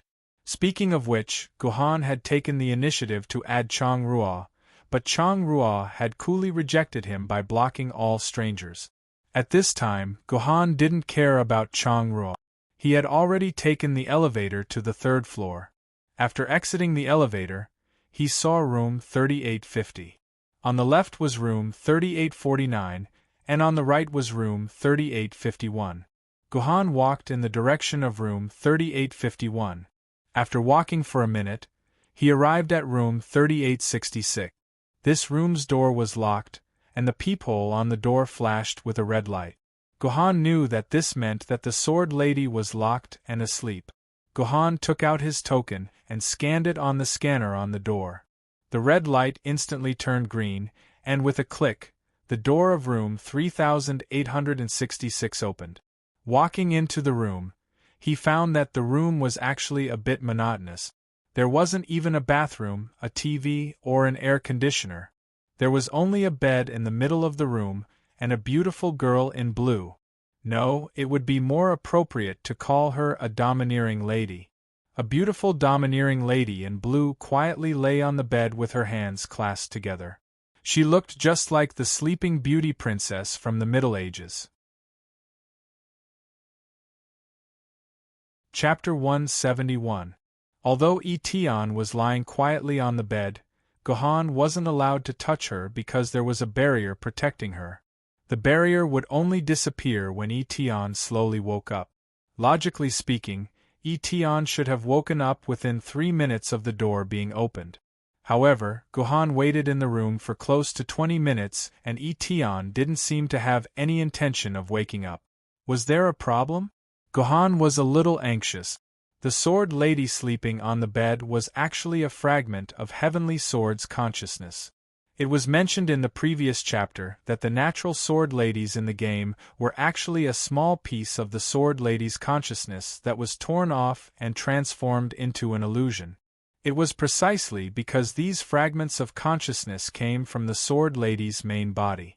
Therefore, after obtaining the recognition of the fragments of consciousness and successfully synchronizing with the main body, the success rate of synchronizing with the main body in reality would be many times higher. Without a master, these fragments couldn't stay awake for a long time. Otherwise, they would gradually dissipate. Therefore, they could only maintain a deep sleep in the form of a sword lady and wait for their sword wielder to arrive. Previously, King Yuzgo Jianjian's consciousness fragment should have been lying in one of the rooms in the sword pavilion, waiting for the sword wielder to wake up. In the end, Gohan used another method to snatch it and the system forcefully stuffed it into Gohan's sword. It was quite pitiful. Right, ever since King Yu entered the sword pavilion, King Yu hadn't spoken to him at all. King Yu, are you there? Gohan called through the sword mark. What? Don't you have a new sword lady? Why are you still looking for me, yesterday's daylily? King Yu's reply was filled with jealousy. There's a problem. Can you come and take a look for me? Gohan felt that there was probably no one who understood better than the sword lady what was wrong with Etion. No. King Yu rejected decisively. Why would I come and ruin your good time when you're so lovey-dovey with other sword ladies? Hearing King Yu's reply, Gohan was stunned and asked dumbfoundedly, King Yu, are you jealous? Who's jealous? You're the jealous one. No, I'm not jealous. Gohan's words caused King Yu to explode. All sorts of strange and incoherent replies came out. It seemed like she was really jealous. If you're not jealous, then come out. Gohan pulled out the King Yu sword. Come out. If you're not jealous, then come out. You despicable person, I'm coming out now. Just you wait. Thus, King Yu was foolishly tricked out by Gu Han just like that, proving that he wasn't jealous. And, other than being a tsundere, it seemed like King Yu's comical nature was also quite high. The King of Yu and Gu Han continued to argue for a while, but in the end, he couldn't resist Gu Han's flowery words and was tricked to the front of Heavenly Sword's bed. With just a glance, the corners of his mouth immediately curled up. Oh, isn't this Heavenly Heroine? I was wondering which sword lady a despicable person like you got, but it turns out you're having an affair with this heroine. Alright, let me ask you, have you heard of this phrase? What phrase? You'll never wake up a person pretending to be asleep, especially a woman pretending to be asleep. It was rare for King Yu to say such a famous phrase. You're saying that Etion is pretending to be asleep. How is that possible? She's not even breathing. Gohan carefully looked at Etion's face, but there was no movement at all. Furthermore, she didn't breathe. Even a sleeping person breathed. Unless it was a fragment of a sword lady's consciousness that was in a deep sleep, she wouldn't need to breathe. I don't know about other sword ladies, but I know about Heavenly Heroine very well. Despicable person, do you have wine in your dimensional pocket? White wine, yellow wine, red wine, rice wine, anything is fine. Logically speaking, Gohan was someone who had never drunk alcohol. How could he possibly have wine on him? However, Gohan recalled that he did have a substitute for wine. No, it should be the high-purity pulp of wine. Medical alcohol. Alcohol was quite useful in many instance dungeons. Thus, Gohan had deliberately brought a bottle of medical alcohol with him in case of emergencies. Is this okay? Gohan pulled out the bottle of medical alcohol and handed it to King Yu. Seeing that, King Yu's eyes lit up and he smiled. Yes, there is nothing more suitable than this. This time, our heavenly heroine is going to feel good. King Yu excitedly picked up the bottle of medical alcohol and opened it. He didn't do anything else. He just squatted down beside Etion's bed and blew a breath into her nose, sending the aroma of the medical alcohol into her nostrils. I can't keep pretending anymore. To think that there would be someone here who understands this heroine so well. I can't take it anymore. Heavenly Sword, who had not been breathing earlier, leapt up from the bed like a carp leaping over the dragon gate. This action that even Gohan found unimaginable allowed her to snatch the bottle of medical alcohol from King Yu's hand. Good wine. Etion took a deep breath, closed her eyes and opened her mouth. The entire bottle of medical alcohol was then poured into her mouth. Heavens, this was an entire bottle of medical alcohol with a purity of 95%. If an ordinary person were to drink a mouthful of medical alcohol, their esophagus would feel as though it was being burned. If they were to drink a few mouthfuls of medical alcohol, their entire stomach would be burned to the point of developing gastric ulcers or perforation, leading to massive internal bleeding. If they were not rescued in time, they would basically die. However, Etion actually drank the entire bottle of medical alcohol. After drinking it, she let out a satisfied burp and complained in a somewhat displeased manner. Burp. It's still not as tasty as my Dukong wine. Etion's burp caused the entire room to be filled with the smell of alcohol. This showed just how high the concentration of alcohol was. However, Etion actually complained that it wasn't as tasty as Dukong wine. Just who was this Dukong wine? Forget it, I haven't drunk alcohol for over 100 years. I've finally satisfied my craving. Heavenly Sword stretched and walked to King Yu's side. She was full of smiles as she asked, Sword friend, do you know me? From Etion's point of view, since this sword lady knew how to use alcohol to trick her out of her fake sleep state, she probably knew her background very well and knew her. You don't know me? King Yu was curious. His expression became somewhat unsightly. Etion, you actually don't know this king? How could you not know me? How preposterous. Is it strange that I don't know you? Etion yawned. Even if we had an ill-fated relationship in the past, I'm just a fragment of consciousness right now. I'm sorry, the main body didn't leave me any memories of you. I'm sorry. King Yu was immediately at a loss for words. Etion was right. She was just a fragment of consciousness. It was normal for her to not have her own memories. On the contrary, it was very abnormal for him to suddenly remember so many things. Hello, Lady Etion. Gohan walked to Etion's side and stretched out a hand, wanting to shake her hand. You're the swordsman who came to coordinate with me? Etion turned around and completely ignored Gohan's hand. She only glanced at Gohan's face before covering her mouth in disgust. Oh, what an ugly face! Hurry up and go away. This heroine doesn't want to be your sword lady. Hurry up and go away. Gohan was very embarrassed. This was the first time someone had made such a bad comment about his face. However, Gohan didn't care. When he chose the scar on his face, he knew that he would have to face this kind of result sooner or later. I'm sorry, Lady Etion. Since I'm able to come here, it means that I have 10 of your secret manuals. You have no reason to refuse me unless I'm unable to synchronize with you, Gu Ling said coldly.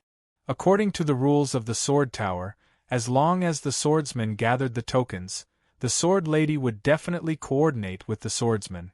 Whether it succeeded or not was one thing. However, the sword lady couldn't reject the swordsman's synchronization. Even if the swordsman was an emperor sword, it couldn't. The Sword Tower has its rules and I have my own. You're just a swordsman in a game.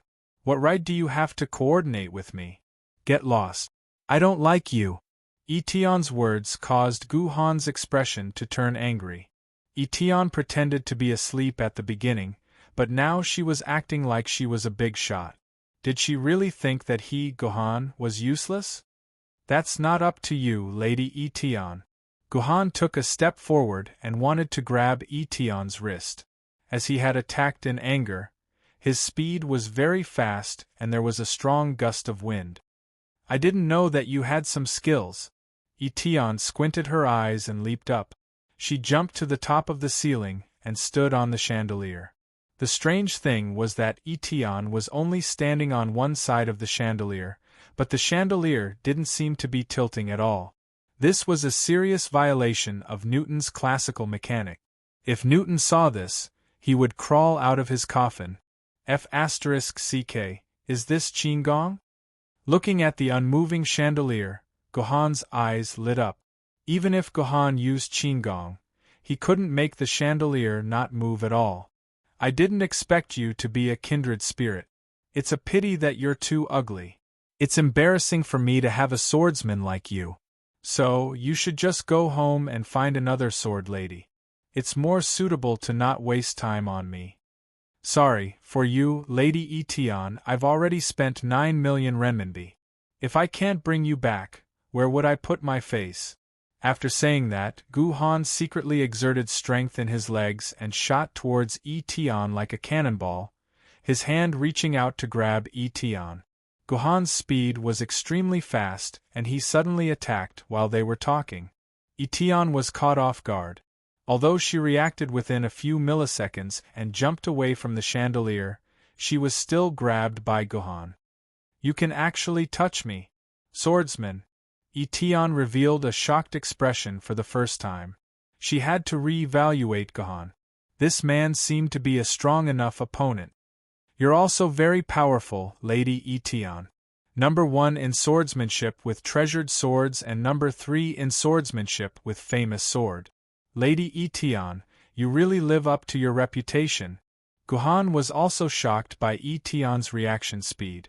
Whether it was reaction speed or movement technique, Etion's distance had reached an extremely high level. It crushed King Yu's shoddy swordsmanship by dozens of times. Unfortunately, he didn't manage to touch the hilt of Etion. Otherwise, he could forcefully synchronize with Etion. Chapter 172. Wow, they're fighting. King Yu raised his head and looked at the two people facing each other. He thought to himself that it would be great if he had some melon seeds or fries so he could watch while eating. At the same time, the two people facing each other started another round of chasing and escaping. This was because when Gohan entered the room, he had already locked the room. If Tian tried to leave the room, the time it would take to open the door would be enough for Gohan to catch her several times. As a result, the battlefield where the two of them chased each other was limited to this room that was less than 50 square meters. The two of them were like two bouncing balls, chasing each other and colliding with each other in the room. One moment they were on the bed, the next moment they were on the ceiling, and the next moment they were on the wall. In short, the battle was very intense. It was much more exciting than any American blockbuster. Through the intense chase, Gohan confirmed that Tian was indeed a rare expert in the way of the sword. She was much better than Long Quan, who he had fought with before. However, if that was all, it would not be enough. Gohan still had a movement technique like the sword formation curtain that he had yet to use. However, it seemed like Gohan didn't need to use the sword formation curtain anymore. After the previous chase, the heavenly sword's body suddenly shook like a ripple. This discovery immediately caused Gohan to stop chasing the heavenly sword. Instead, he jumped back to the ground and quietly faced off against the heavenly sword. You don't seem to be in a good condition. Can't you hold on any more? As Gohan spoke, Tian's body rippled a few more times like a hologram. Of course she can't hold on anymore. She's just a fragment of her consciousness. Without a sword wielder, she can only rely on deep sleep to maintain her existence. Right now, when she fights with you, she consumes all of her consciousness energy. Once this energy disappears, her consciousness fragment will come to an end. King Yu, who had watched the entire scene, clapped his hands and stood up, helping Gohan answer his doubts. The Yu King continued, I say, heavenly heroine, although the military governor looks a little shabby and his character is a little despicable, you've seen his ability. In my opinion, you shouldn't be so stubborn and obediently follow him. It's not like he'll eat you. Hearing King Yu's words, Tian snorted disdainfully. Since you're familiar with my personality, you should know that no one can force me to do anything I don't want to do. Tian only wishes to live a carefree and unrestrained life. Anything that goes against my wishes, even if it disappears into thin air, don't even think about pressing my head down. This is going to be difficult.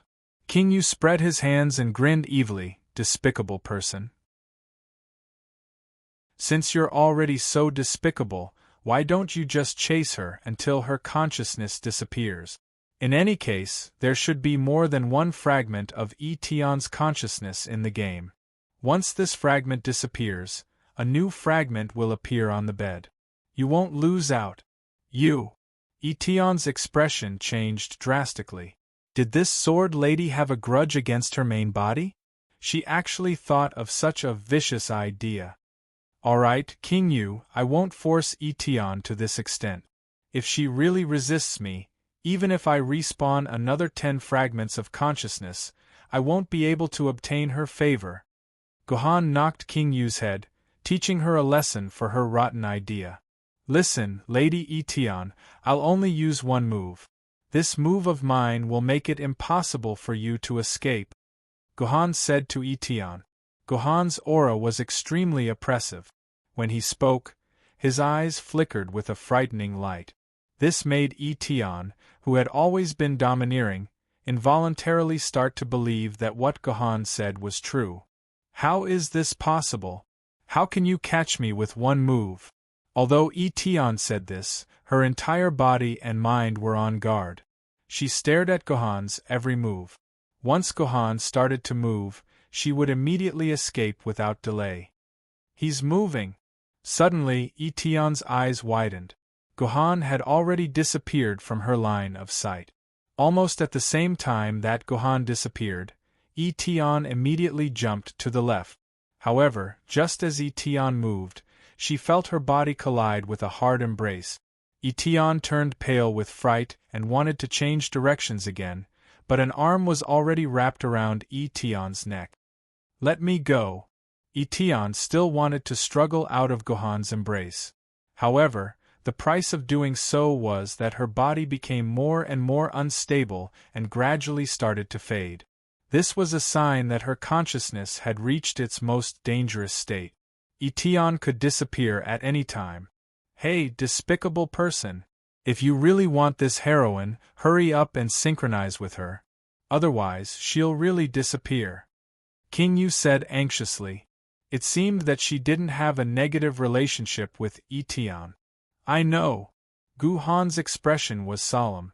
First, he took out 10 secret manuals of the Heavenly Sword and slapped them onto the body of the Heavenly Sword.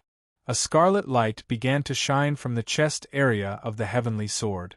This scarlet light indicated that this was where the hilt of the Heavenly Sword was located.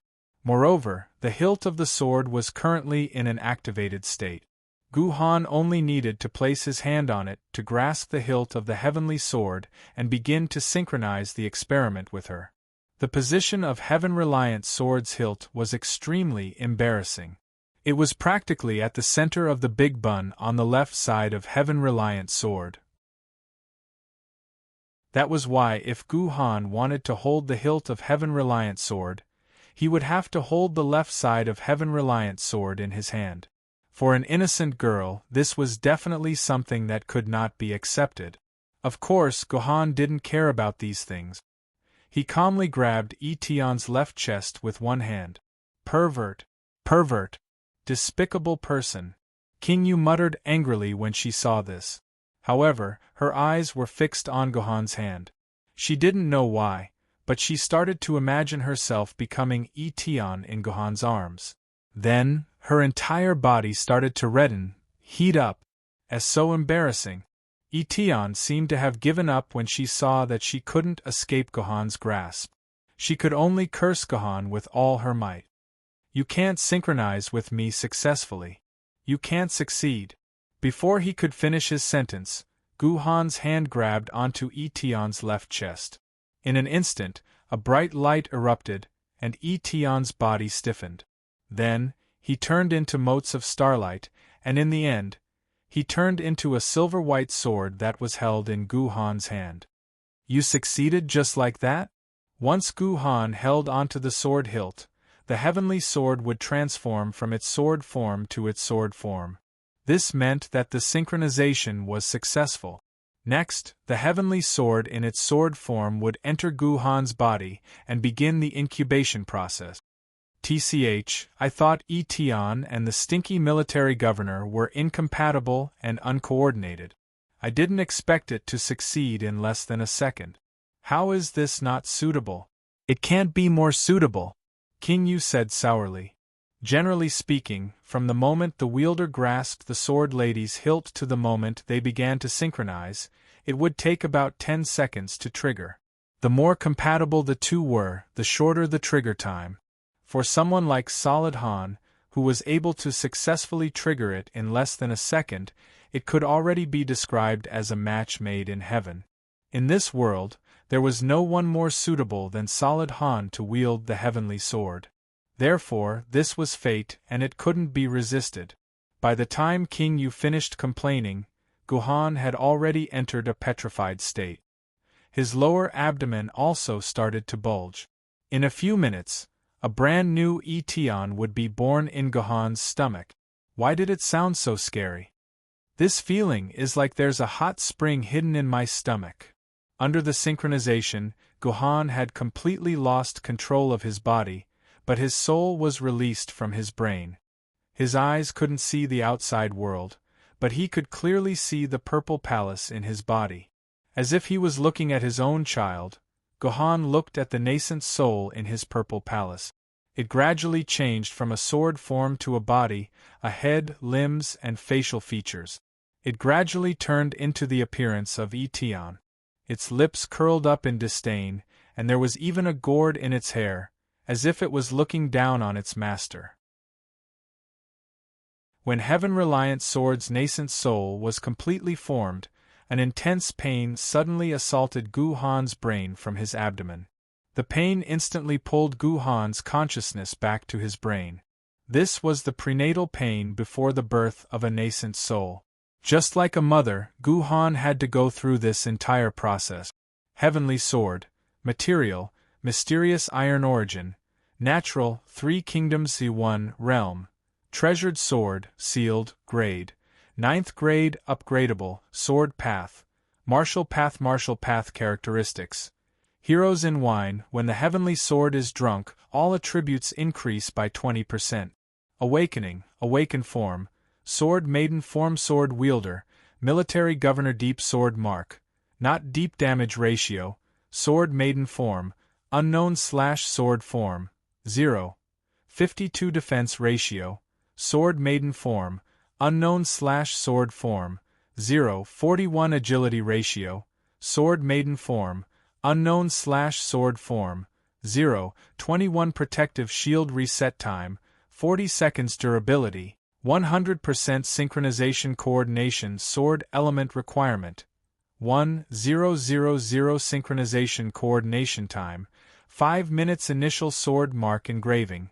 After the initial engraving of the sword mark, the sword wielder's sword element points will be increased by 1,500 points. Sword mark contract. When the sword wielder holds the sword, the effect of heroes in wine will be increased by 100%. Basic skill, only Dukong. When the heavenly sword drinks a mouthful of Dukong wine, its attacks will have an additional drunken effect. The attack and movement speed of the enemy's hit will be reduced by 30%. At the same time, it will suffer 100 points of burning damage per second. Lasts for 5 seconds. Consumes a mouthful of Dukong wine and 500 points of sword energy. Cooldown of 15 seconds. Passive skill, green vine gourd. The heavenly sword has a green vine gourd on it. It can store 20 mouthfuls of Dukong wine, 10 mouthfuls of Maluo Mandala wine, and 3 mouthfuls of green plum wine. When not in battle, it will brew a mouthful of Dukong wine every 3 minutes, a mouthful of Maluo Mandala wine every 10 minutes, and a mouthful of green plum wine every 1 hour. Advanced skill, Maluo Mandala wine. When the heavenly sword drinks a mouthful of Maluo Mandala wine, it will enter an excited state and lose all sense of pain. It will also become immune to all stun, paralysis, dizziness, and other mind control skills.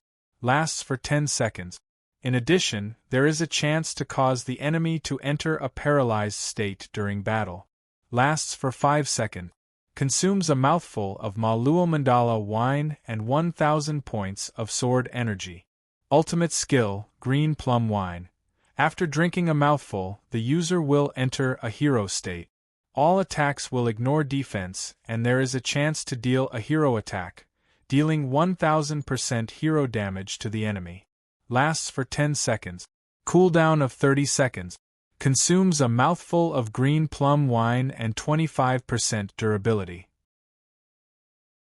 Sword mark fetters. World hero. When the heavenly sword and the heavenly sword appear on the same battlefield, the green plum wine effect will also be applied to the heavenly sword. Double Mengda swords. When the heavenly sword and the heavenly sword are fighting together or belong to the same sword wielder, both sides' attributes will be increased by 20%. Shooting the sun from the sky. When the setting sun sword and the heavenly sword are fighting together or belong to the same sword wielder, all attributes of the heavenly sword will randomly increase by 50%, while the other will decrease by 30%. Recondite steel heavy sword. When the setting sun sword and the heavenly sword are fighting together or belong to the same sword wielder, the heavenly sword's attack will be increased by 200%, and the recondite steel heavy sword's defense will be increased by 200%. You're tuning in to the Phoenix Knights YouTube channel. Don't forget to subscribe and join us on this journey to catch the most captivating stories.